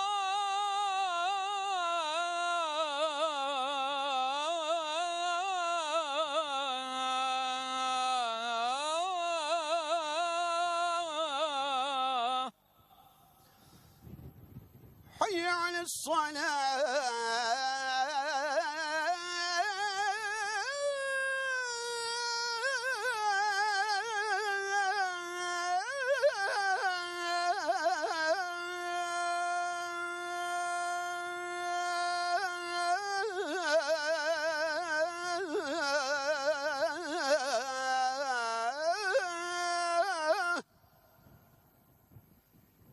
حي على الصلاة.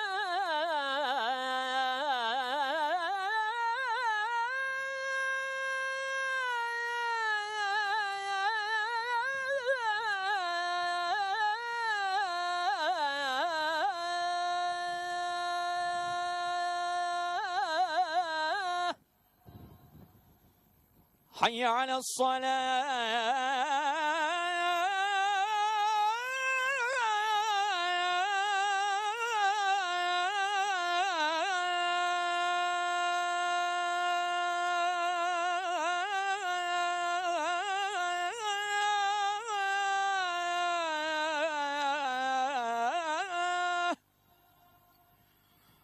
حي على الصلاة. حي على الصلاة.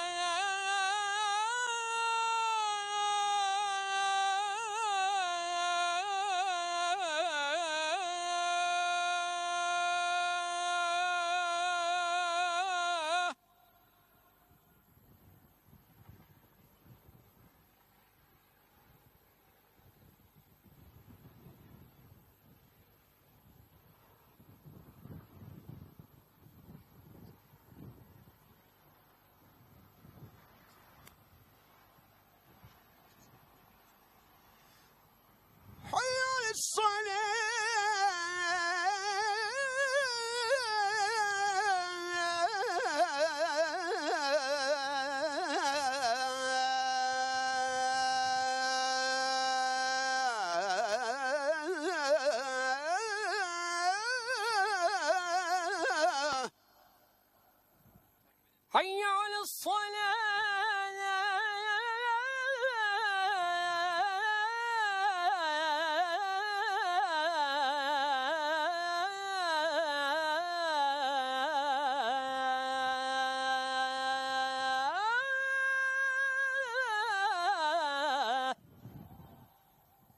حي على الصلاة.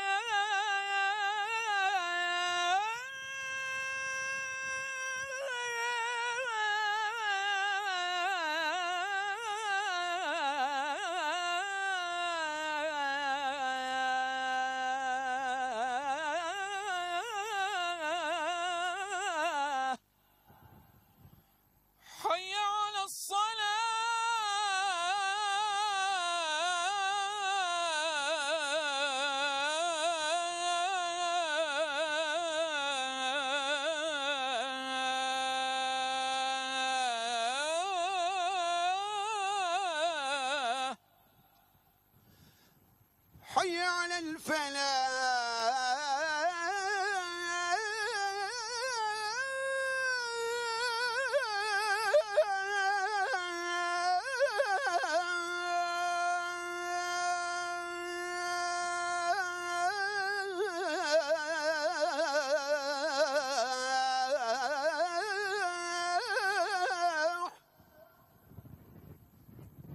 حي على الفلاح.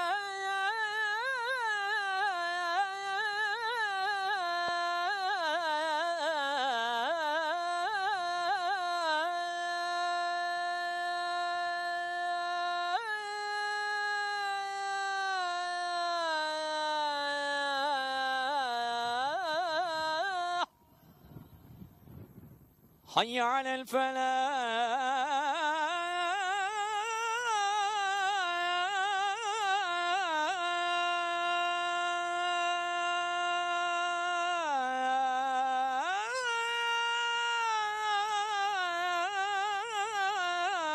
الفلاح حي على الفلاح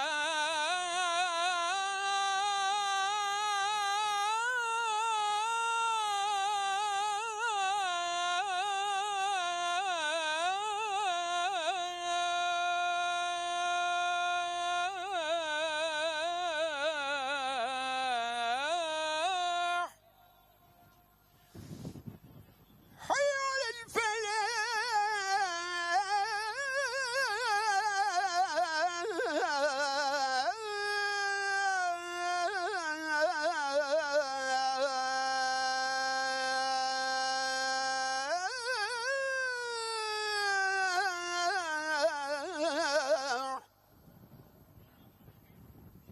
حي على الفلاح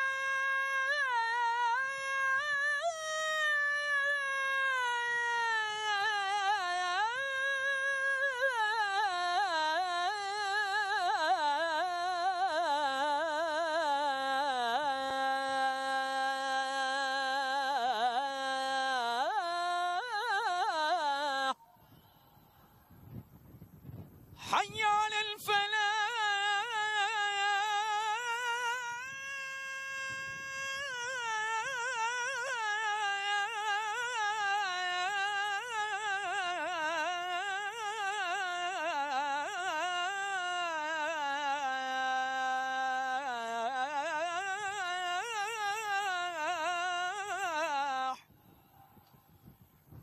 حي على الفلاح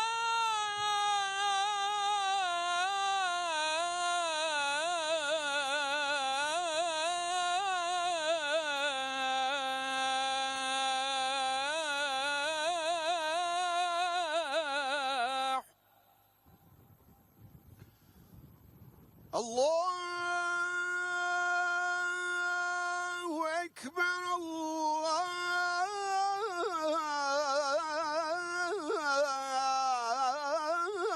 الله أكبر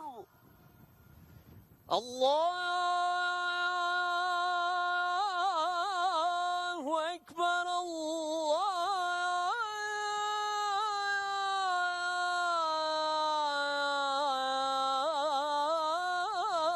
الله أكبر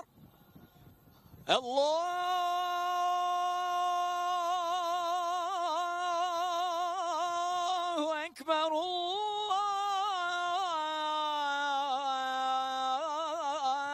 الله أكبر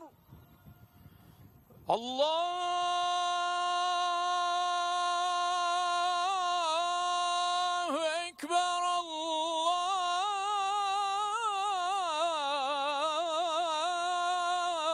الله أكبر لا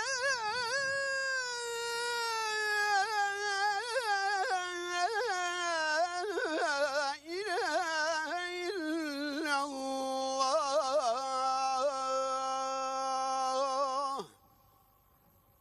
لا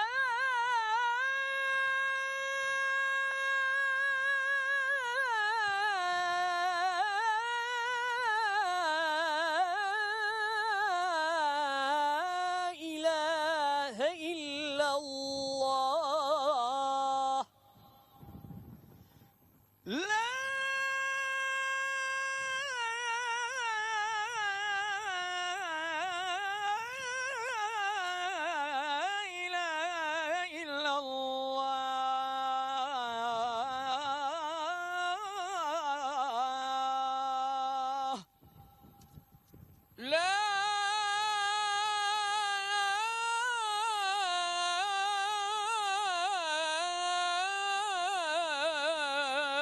إله إلا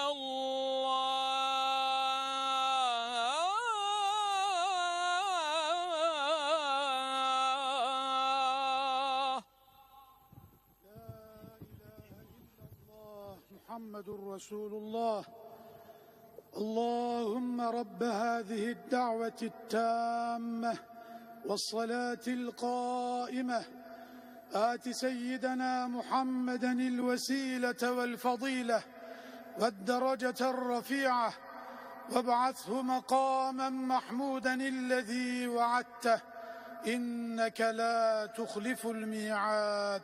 على نبينا صلوات. اللهم صل على سيدنا محمد وعلى آل محمد.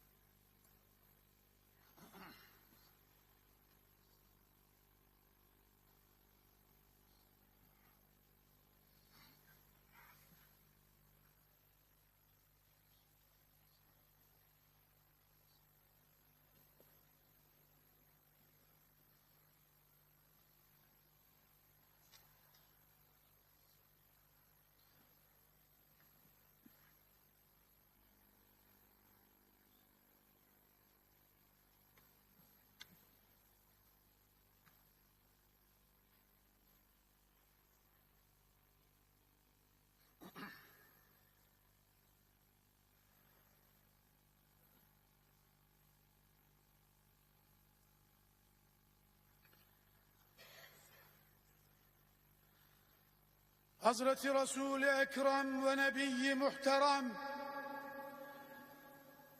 Sultanul Enbiya, Burhanul Asfiya, Habibi Huda, Şefii Ruzi Ceza,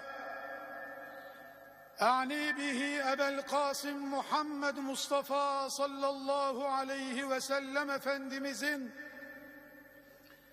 aziz, latif, münevver, mutahhar, mücella, musaffa, ruhi paki, ıtırnaki Muhammediyelerine salavat-ı şerife getirenlerin ilahi, ahir ve akıbetleri hayrola.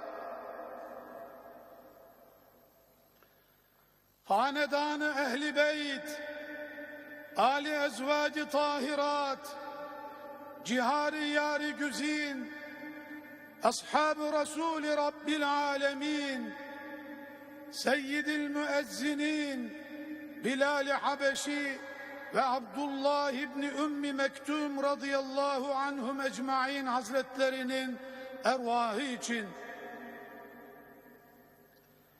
sahibul hayrat vel hasenat, cennet mekan, Ebul Fethi vel Megazi, İstanbul'umuzun Fatihi, Fatih Sultan Muhammed Han Hazretlerinin ve diğer Selatin-i Osmaniye'nin ervahı için, bu cami-i şeriften güzeran eyleyen eyyime-i hutaba, müezzinin, kayyumin ve cemaatinden ahirete irtihal edenlerin bil cümlesinin ervahı için, haseten Ayasofya Camii Şerifi'nin yeniden ibadete açılmasına vesile olan maddi ve manevi emekleri sebkat eden din ve devlet ricalimizin sıhhat-ı afiyetleri için, ümmeti Muhammed'in vahdet ve selameti için, ilahi kelimetullah uğrunda feda-i can eyleyen aziz şühedamızın ervahı için, Allah rızası için El Fatiha.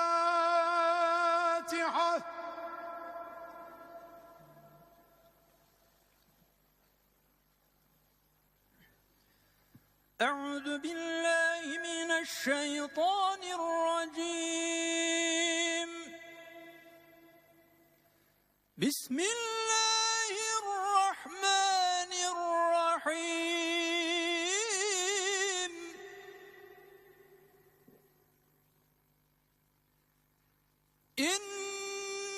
İnnallâhe ve melâiketehu yusallûne alen nebi. Ya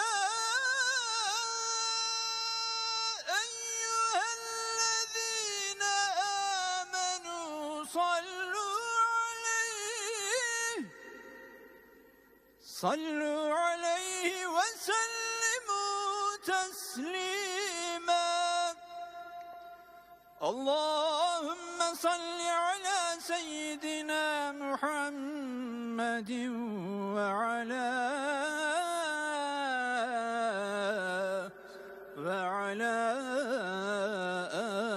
آل محمد. Allahu Ekber, Allahu Ekber.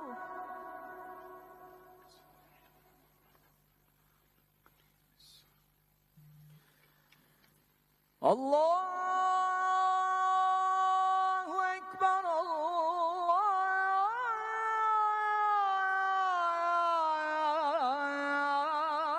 Ekber.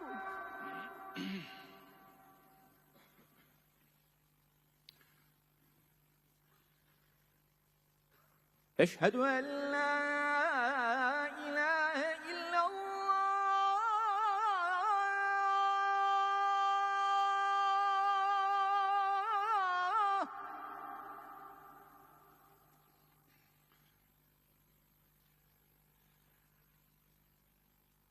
أشهد أن لا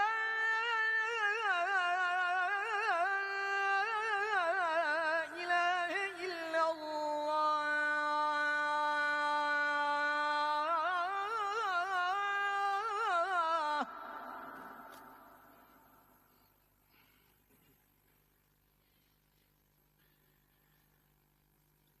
أشهد أن محمدًا رسول الله.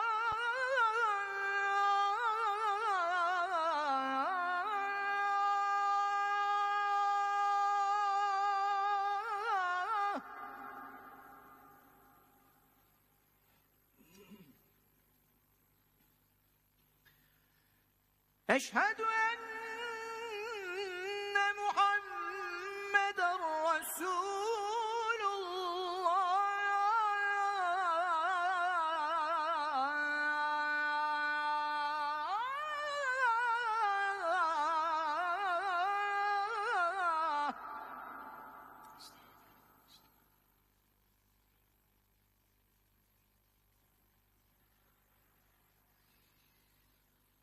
حي على الصلاة.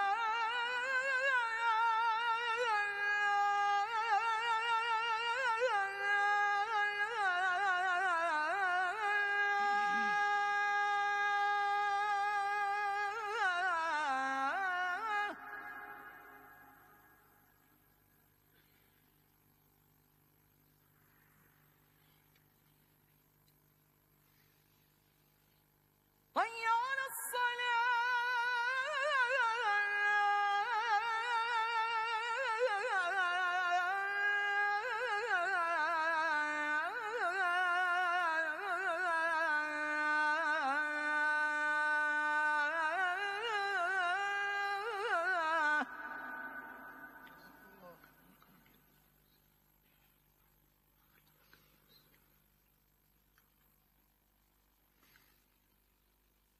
حي على الفلاح.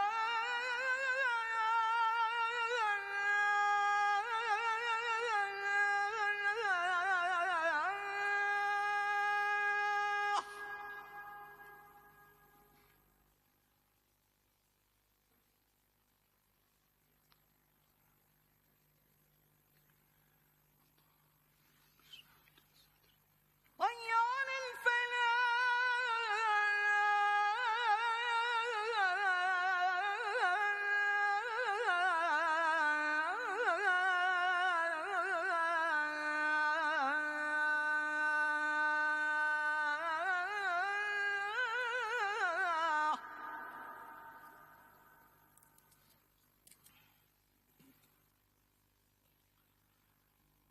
الله أكبر الله أكبر.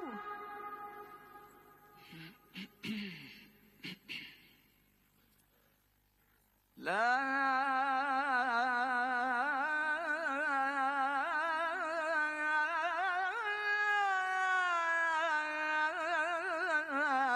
إله إلا الله.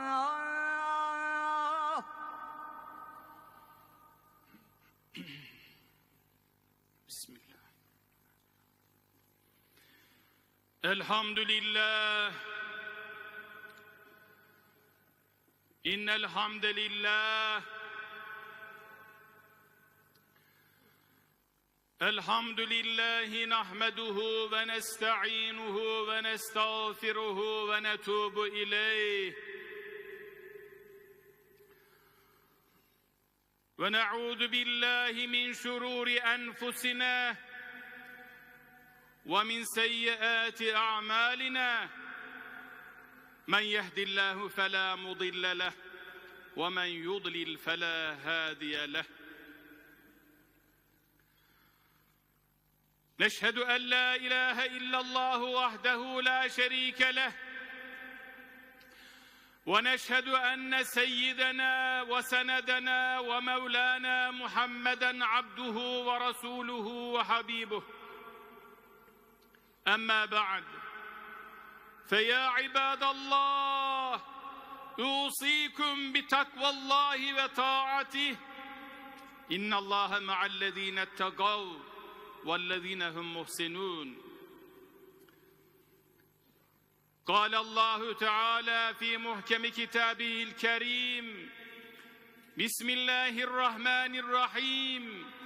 إنما يعمر مساجد الله من آمن بالله واليوم الآخر وأقام الصلاة وآتى الزكاة ولم يخش إلا الله فعسى أولئك أن يكونوا من المهتدين. صدق الله العظيم. وقال النبي صلى الله تعالى عليه وسلم: لتفتحن القسطنطينية ولنعم الأمير أميرها ولنعم الجيش ذلك الجيش. صدق رسول الله فيما قال أو كما قال. Aziz ve muhterem Müslümanlar, Allah'ın lütfu ve inayeti, Cuma'nın huzuru ve bereketi üzerinize olsun. Bu mübarek vakitte, bu mukaddes mekanda hep birlikte tarihi bir ana şahitlik ediyoruz. Ayasofya Camii Şerifi, Kurban Bayramı'nın gölgesinin üzerimize düştü. Hac aylarından mübarek Zilhicce'nin 3. günü olan bugün yeniden cemaatine kavuşuyor. Milletimizin derin bir yürek yarasına dönüşen hasreti sona eriyor elhamdülillah. Hamdü senalar olsun Allah'a. Bugün Ayasofya'nın kubbelerinde yeniden tekbir, tehlil ve salavatların yankılandığı, minarelerinden ezan ve salaların yükseldiği gündür. Bugün bundan 70 sene önce hemen karşımızdaki Sultanahmet Camii'nin minarelerinin 16 şerefesinden 16 müezzinin Allahu Ekber sadalarıyla yeri göğü inlettiği 18 yıl ayrılıktan sonra minarelerimizin ezanlara kavuştuğu anın bir benzerini yaşadığımız gündür. Bugün müminlerin sevinç gözyaşları içinde kıyama durdu, huşuyla rükûa vardı ve şükürle secdeye kapandığı gündür. Bugün şeref ve tevazu günüdür. Bizleri böyle onurlu bir güne kavuşturan, yeryüzünün en mukaddes mekanları olan camilerde buluşturan ve ulu mabet Ayasofya'da huzuruna kabul eden Cenab-ı Hakk'a sonsuz hamdü senalar olsun. Konstantiniye mutlaka fetholunacaktır.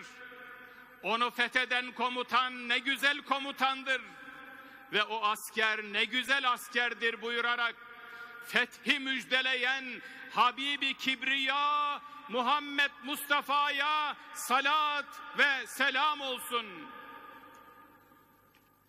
Bu müjdeye nail olma aşkıyla yollara düşen İstanbul'un manevi mimarı Ebu Eyyub el-Ensari Hazretleri başta olmak üzere ashab-ı kirama ve onların kutlu izinden gidenlere selam olsun. Fetih tasallut değil, ihyadır. Yıkım değil, imardır inancıyla Anadolu kapılarını milletimize açan Sultan Alparslan'a ve bu toprakları vatan kılarak bize emanet eden şehitlerimize, gazilerimize, coğrafyamızı imanla yoğuran tüm gönül sultanlarına selam olsun. Fetih sevdasını Sultan Mehmet'in gönlüne nakış nakış işleyen 1 Haziran 1453 Cuma günü Ayasofya'da ilk cuma namazını kıldıran ilim ve hikmet tabibi Akşemseddin Hazretlerine selam olsun. فَاِذَا عَزَمْتَ فَتَوَكَّلْ عَلَى اللّٰهِ اِنَّ اللّٰهَ يُحِبُّ الْمُتَوَكِّلِينَ. Artık bir işe karar verdin mi Allah'a güven. Doğrusu Allah kendisine güvenenleri sever. Ayet-i celilesine gönülden bağlanan o genç ve dirayetli padişaha, tarih, edebiyat, bilim ve sanat dehasına, çağının en gelişmiş teknolojisini üreten, gemilerini karadan yürüten, Allah'ın izni ve inayetiyle İstanbul'u fethe mazhar olan, sonra da bu aziz şehrin tek bir taşına bile zarar gelmesine izin vermeyen cennet mekan Fatih Sultan Mehmet Han'a selam olsun. Ayasofya'yı minarelerle süsleyen, asırlarca ayakta kalmasını sağlayan güçlendirmeleri yapan, mimarların piri, büyük sanatkar Mimar Sinan'a selam olsun. Dünyanın 7 iklim 4 bucağında Ayasofya'nın yeniden ibadete açılmasını özlemle bekleyen ve sevinçle kutlayan bütün mümin kardeşlerimize selam olsun. Ayasofya'nın ezanına, kâmetine, vaazına, hutbesine, duasına, tilavetine, ilmi faaliyetlerine saf saf dizilmiş muazzez, şerefli cemaatine kavuşması için dünden bugüne canla başla emek veren büyüklerimize selam olsun.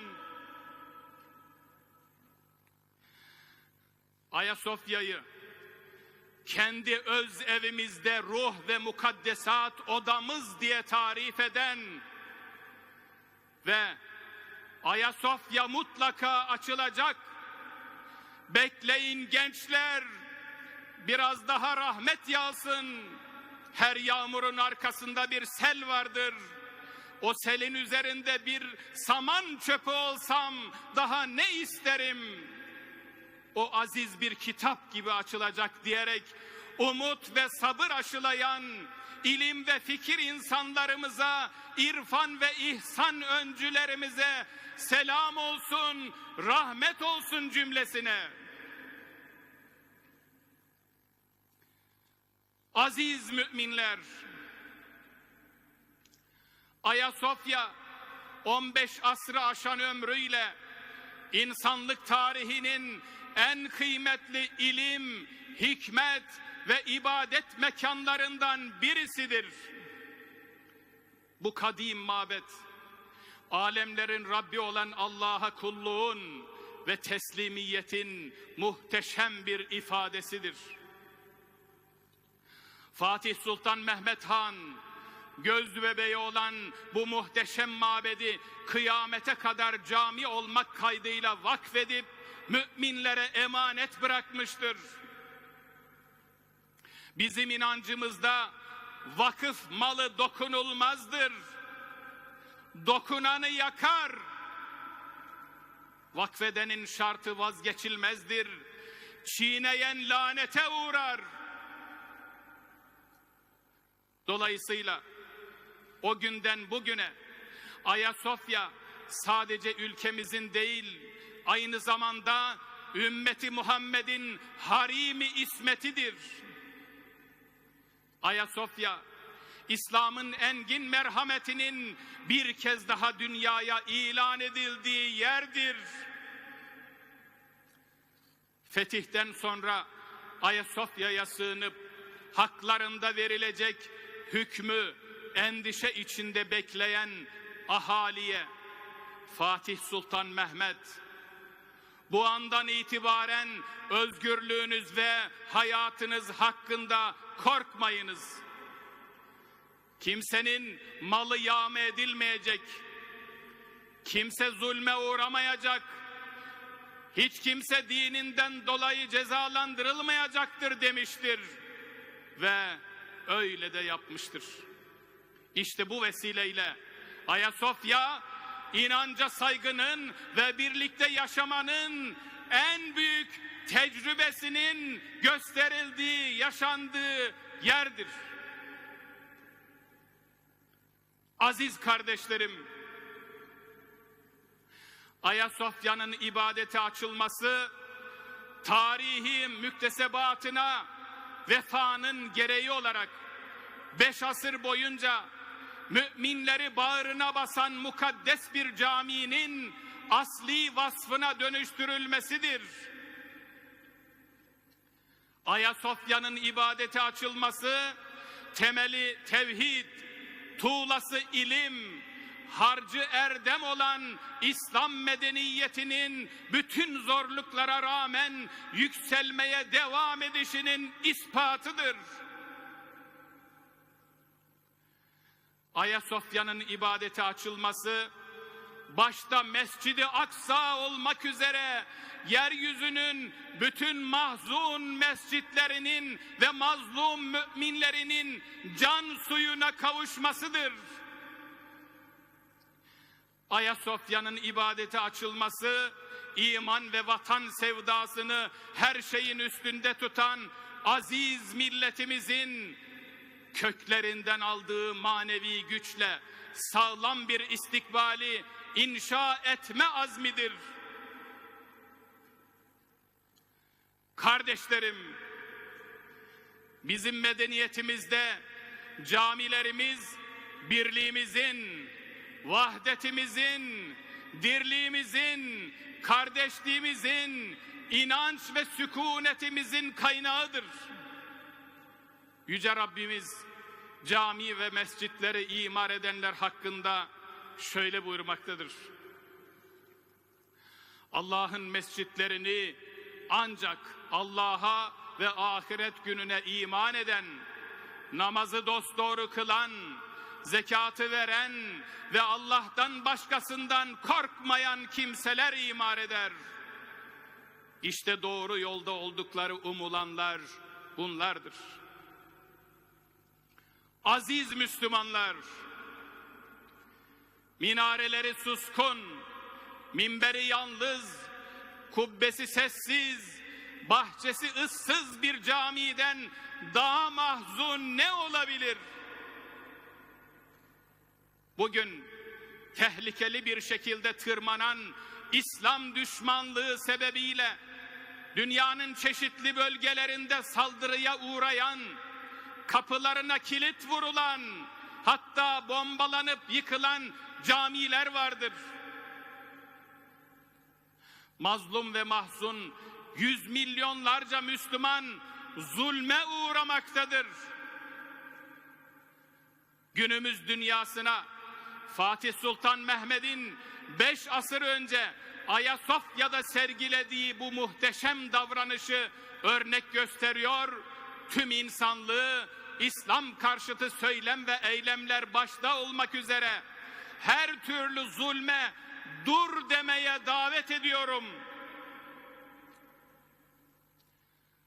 Kardeşlerim, Ayasofya'nın ifade ettiği manayı yüce bir gaye ve mukaddes bir emanet bilen müminler olarak bugün bize düşen en büyük görev, tüm yeryüzünde merhamet ve müsamahanın, barış, huzur ve iyiliğin egemen olması için gayret göstermektir.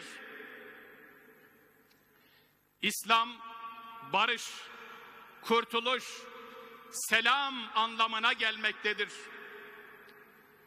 Hem son peygamberin ve hem de tüm enbiya-i kiramın gönderiliş amacı da zaten yeryüzünde iyiliği, barışı sağlamaktır. Allah'ın emirlerini yerine getirmeye ve nehyettiği şeylerden insanları uzaklaştırmaya davet etmektir. O zaman bize düşen yeryüzünde daima iyilik, hak ve adalet egemen olsun diye gece gündüz çalışmaktır. Devasa sorunların girdabında çaresizliği yaşayan insanlığın kurtuluş umudu olmaktır. Zulüm ve haksızlığın, gözyaşı ve çaresizliğin kuşattığı coğrafyalarda adaletin teminatı olmaktır. Ey Müslüman! İslam'ı öyle güzel, öyle sahih anla, yaşa ve anlat ki seni öldürmeye gelen sende dirilsin çağrısına uyarak yeni bir diriliş başlatmalıyız. Biz inanıyoruz ki Hazreti Ali'nin ifadesiyle insanlar ya dinde kardeş ya da yaratılışta eştir. Biz inanıyoruz ki yeryüzü hepimizin ortak evidir. Biz inanıyoruz ki inancı, ırkı, rengi, toprağı ne olursa olsun bu evin bir ferdi olan herkes güven içerisinde evrensel değerler ve ahlaki ilkeler çerçevesinde özgür ve insanca yaşama hakkına sahiptir.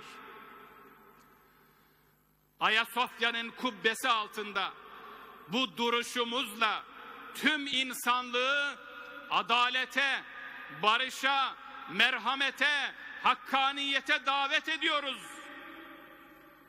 İnsan olma şerefini koruyan, bizi eşrefi mahlukat yapan, evrensel değerleri ve ahlaki ilkeleri ayakta tutmaya çağırıyoruz. Kadın erkek, çocuk, genç, yaşlı, her canın dokunulmaz olduğunu ilan eden son ve hak dinin müntesibi olarak insanlığı can, din, akıl, mal ve neslin muhafazası için yardımlaşmaya ve dayanışmaya çağırıyoruz. Zira bugün kalbimizle fıtratımızı, aklımızla vicdanımızı bütünleştirmeye, insanı insanla buluşturmaya, insanı tabiatla barıştırmaya her zamankinden daha çok ihtiyacımız var. Hutbemin sonunda bu şerefli mekandan bütün dünyaya seslenmek istiyorum. Ey insanlar! Ayasofya Camimizin kapıları tıpkı Süleymaniye, Selimiye, Sultanahmet ve diğer camilerimiz gibi hiçbir ayrım gözetmeksizin Allah'ın bütün kullarına açık olacaktır. Ayasofya Camii'nin manevi atmosferinde inanca, ibadete, tarihe ve tefekküre uzanan yolculuk İnşallah kesintisiz hep devam edecektir. Cenab-ı Hak şanlı tarihimizde mümtaz bir yeri, gönüllerimizde müstesna bir değeri olan Ayasofya Camii'mize hakkıyla hizmet etmeyi bizlere nasip eylesin. Ayasofya gibi serapa ihtişam olan bir cami-i şerife hakkıyla ihtiram göstermeyi bizlere lütfeylesin.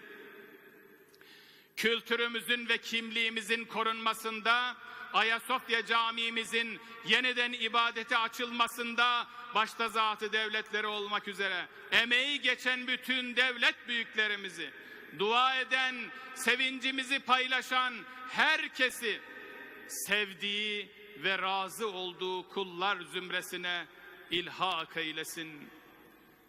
Ela inne ahsenel kelam ve eblegan nizam kelamullahil melikil azizil allam kema galallahu tebareke ve teala fil kelam ve izâ guri'el Kur'anu festemi'û leh ve ansitû leallekum turhamûn. Bismillahirrahmanirrahim. İnned dîne indallâhil İslam. Allah indinde din İslam'dır. Bismillahirrahmanirrahim. Kul huvallahu ahad. Allahus samed. Lem yelid ve lem yulad ve lem yekun lehu küfüven ahad. Sadakallahul azim.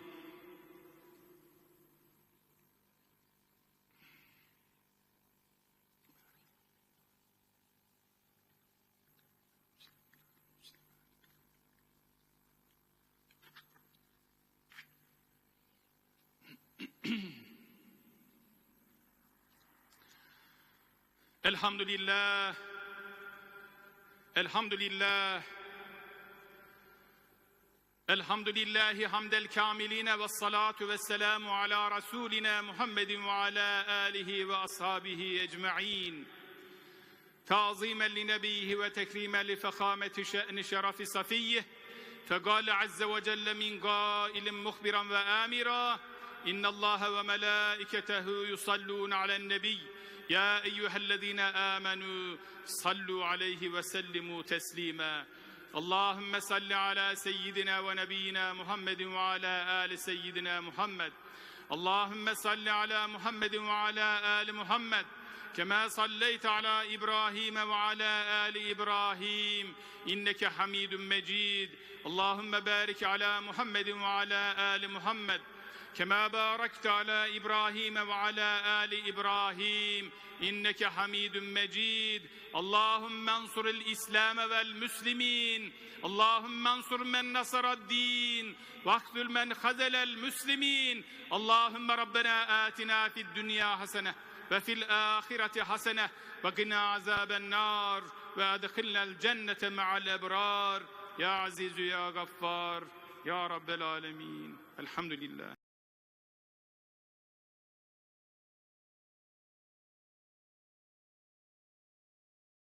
رب العالمين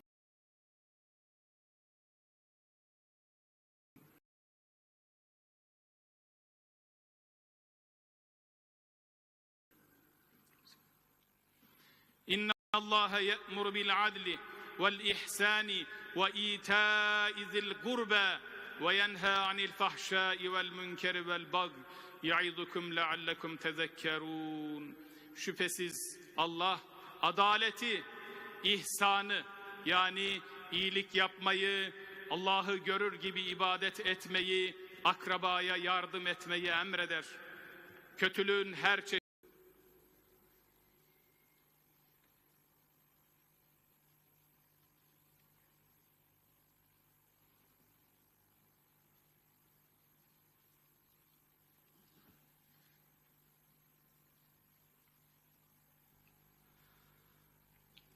Allahu Ekber, Allahu Ekber. Allahu Ekber, Allahu Ekber. Eşhedü en la ilahe illallah. Eşhedü en la ilahe illallah. أشهد أن محمدا رسول الله أشهد أن محمدا رسول الله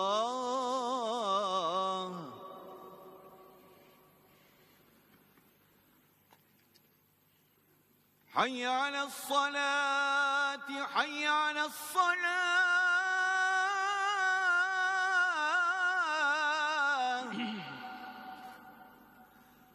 حي على الفلاح حي على الفلاح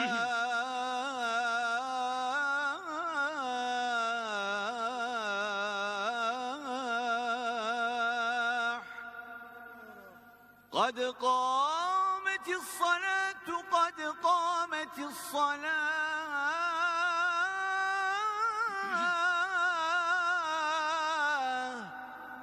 الله أكبر الله أكبر لا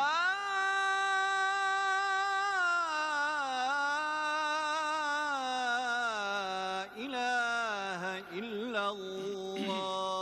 Muhterem Müslümanlar, saflarımızı düzgün tutalım, hizaya dikkat edelim. Allah'ın rahmeti, bereketi üzerinizde olsun.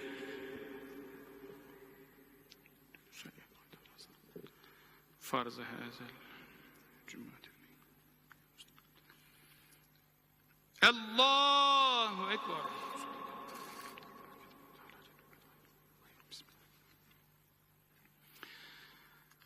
Elhamdülillahi Rabbil alemin.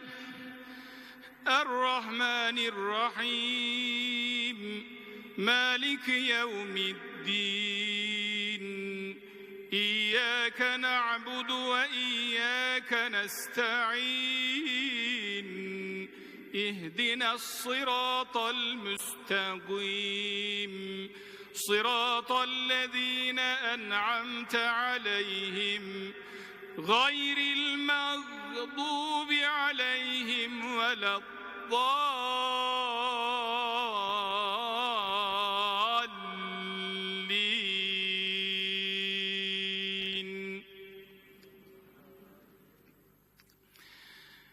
إنا فتحنا لك فتحا مبينا ليغفر لك الله ما تقدم من ذنبك وما تأخر ويتم نعمته عليك ويهديك صراطا مستقيما وينصرك الله نصرا عزيزا. هو الذي أنزل السكينة في قلوب المؤمنين ليزدادوا إيمانا مع إيمانهم ولله جنود السماوات والأرض وكان الله عليما حكيما.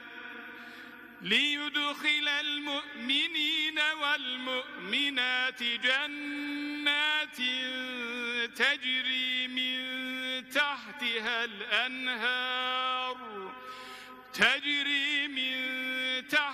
الأنهار خالدين فيها ويكفر عنهم سيئاتهم وكان ذلك عند الله فوزا عظيما.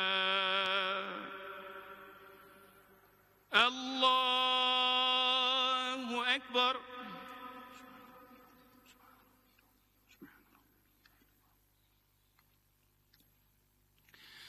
سمع الله لمن حمده.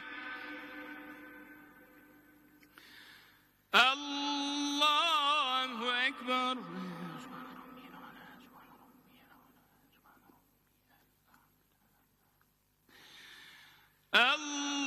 الله أكبر. الله أكبر.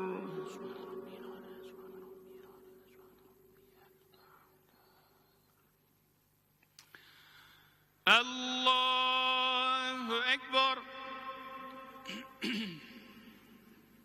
بسم الله. الحمد لله رب العالمين الرحمن الرحيم مالك يوم الدين إياك نعبد وإياك نستعين اهدنا الصراط المستقيم صراط الذين أنعمت عليهم غير المغضوب عليهم ولا الضالين.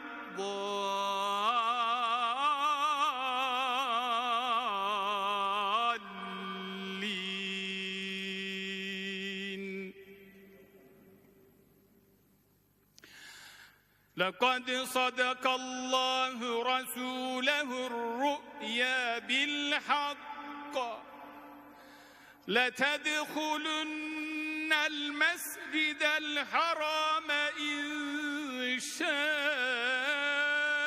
الله آمنين إن شاء الله آمنين محلقين رؤوسكم ومقصرين لا تخافون فعلم ما لم تعلموا فجعل من دون ذلك فتحا قريبا هو الذي أرسل رسوله بالهدى ودين الحق ليظهره على الدين كله وكفى بالله شهيدا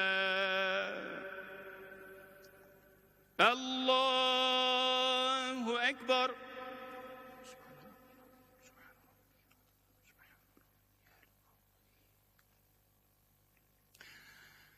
سمع الله لمن حمده الله أكبر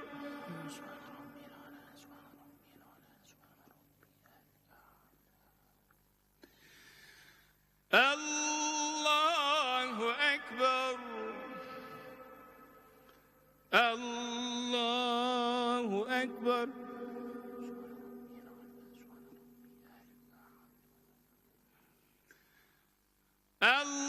الله أكبر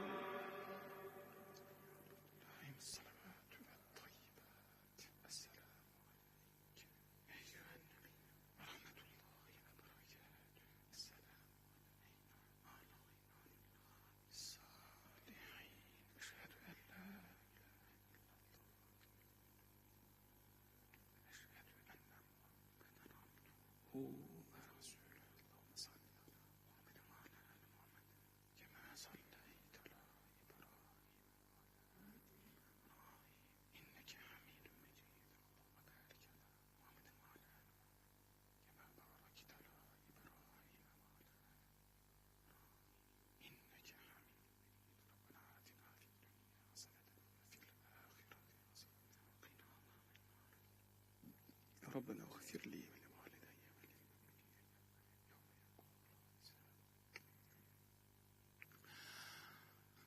السلام عليكم ورحمة الله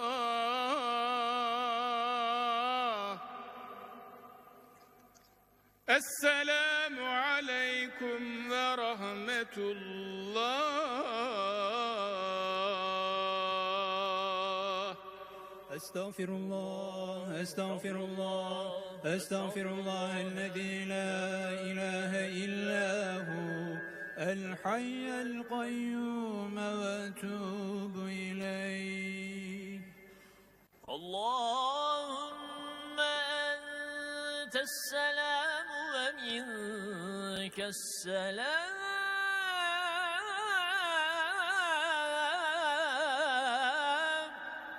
تباركت يا ذا الجلال والإكرام على رسولنا صلوات سبحان الله والحمد لله ولا إله إلا الله والله أكبر ولا حول ولا قوة إلا بالله العلي العظيم كبيرا لا إله إلا الله وحده لا شريك له له الملك وله الحمد وهو على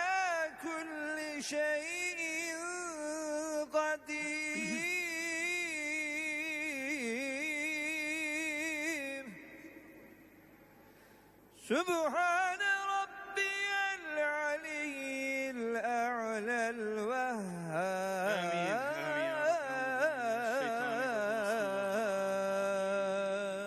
الصلاة والسلام على رسولنا محمد وعلى آله وصحبه أجمعين. اللهم ربنا يا ربنا تقبل منا صلاتنا وقيامنا وركوعنا وسجودنا ودعاءنا يا رب العالمين. اللهم صل على سيدنا ونبينا محمد صلاة تنجينا بها من جميع الأهوال والآفات وتقضي لنا بها جميع الحاجات وتطهرنا بها من جميع السيئات وترفعنا بها أعلى الدرجات وتبلغنا بها أقصى الغايات من جميع الخيرات في الحياة وبعد الممات برحمة الراحمين. حسبنا الله ونعم الوكيل، حسبنا الله ونعم الوكيل، حسبنا الله ونعم الوكيل، نعم المولى ونعم النصير. غفرانك ربنا وإليك المصير والحمد لله رب العالمين. الفاتحة. بسم الله الرحمن الرحيم. مالك يوم الدين. إياك نعبد وإياك نستعين. اهدنا الصراط المستقيم صراط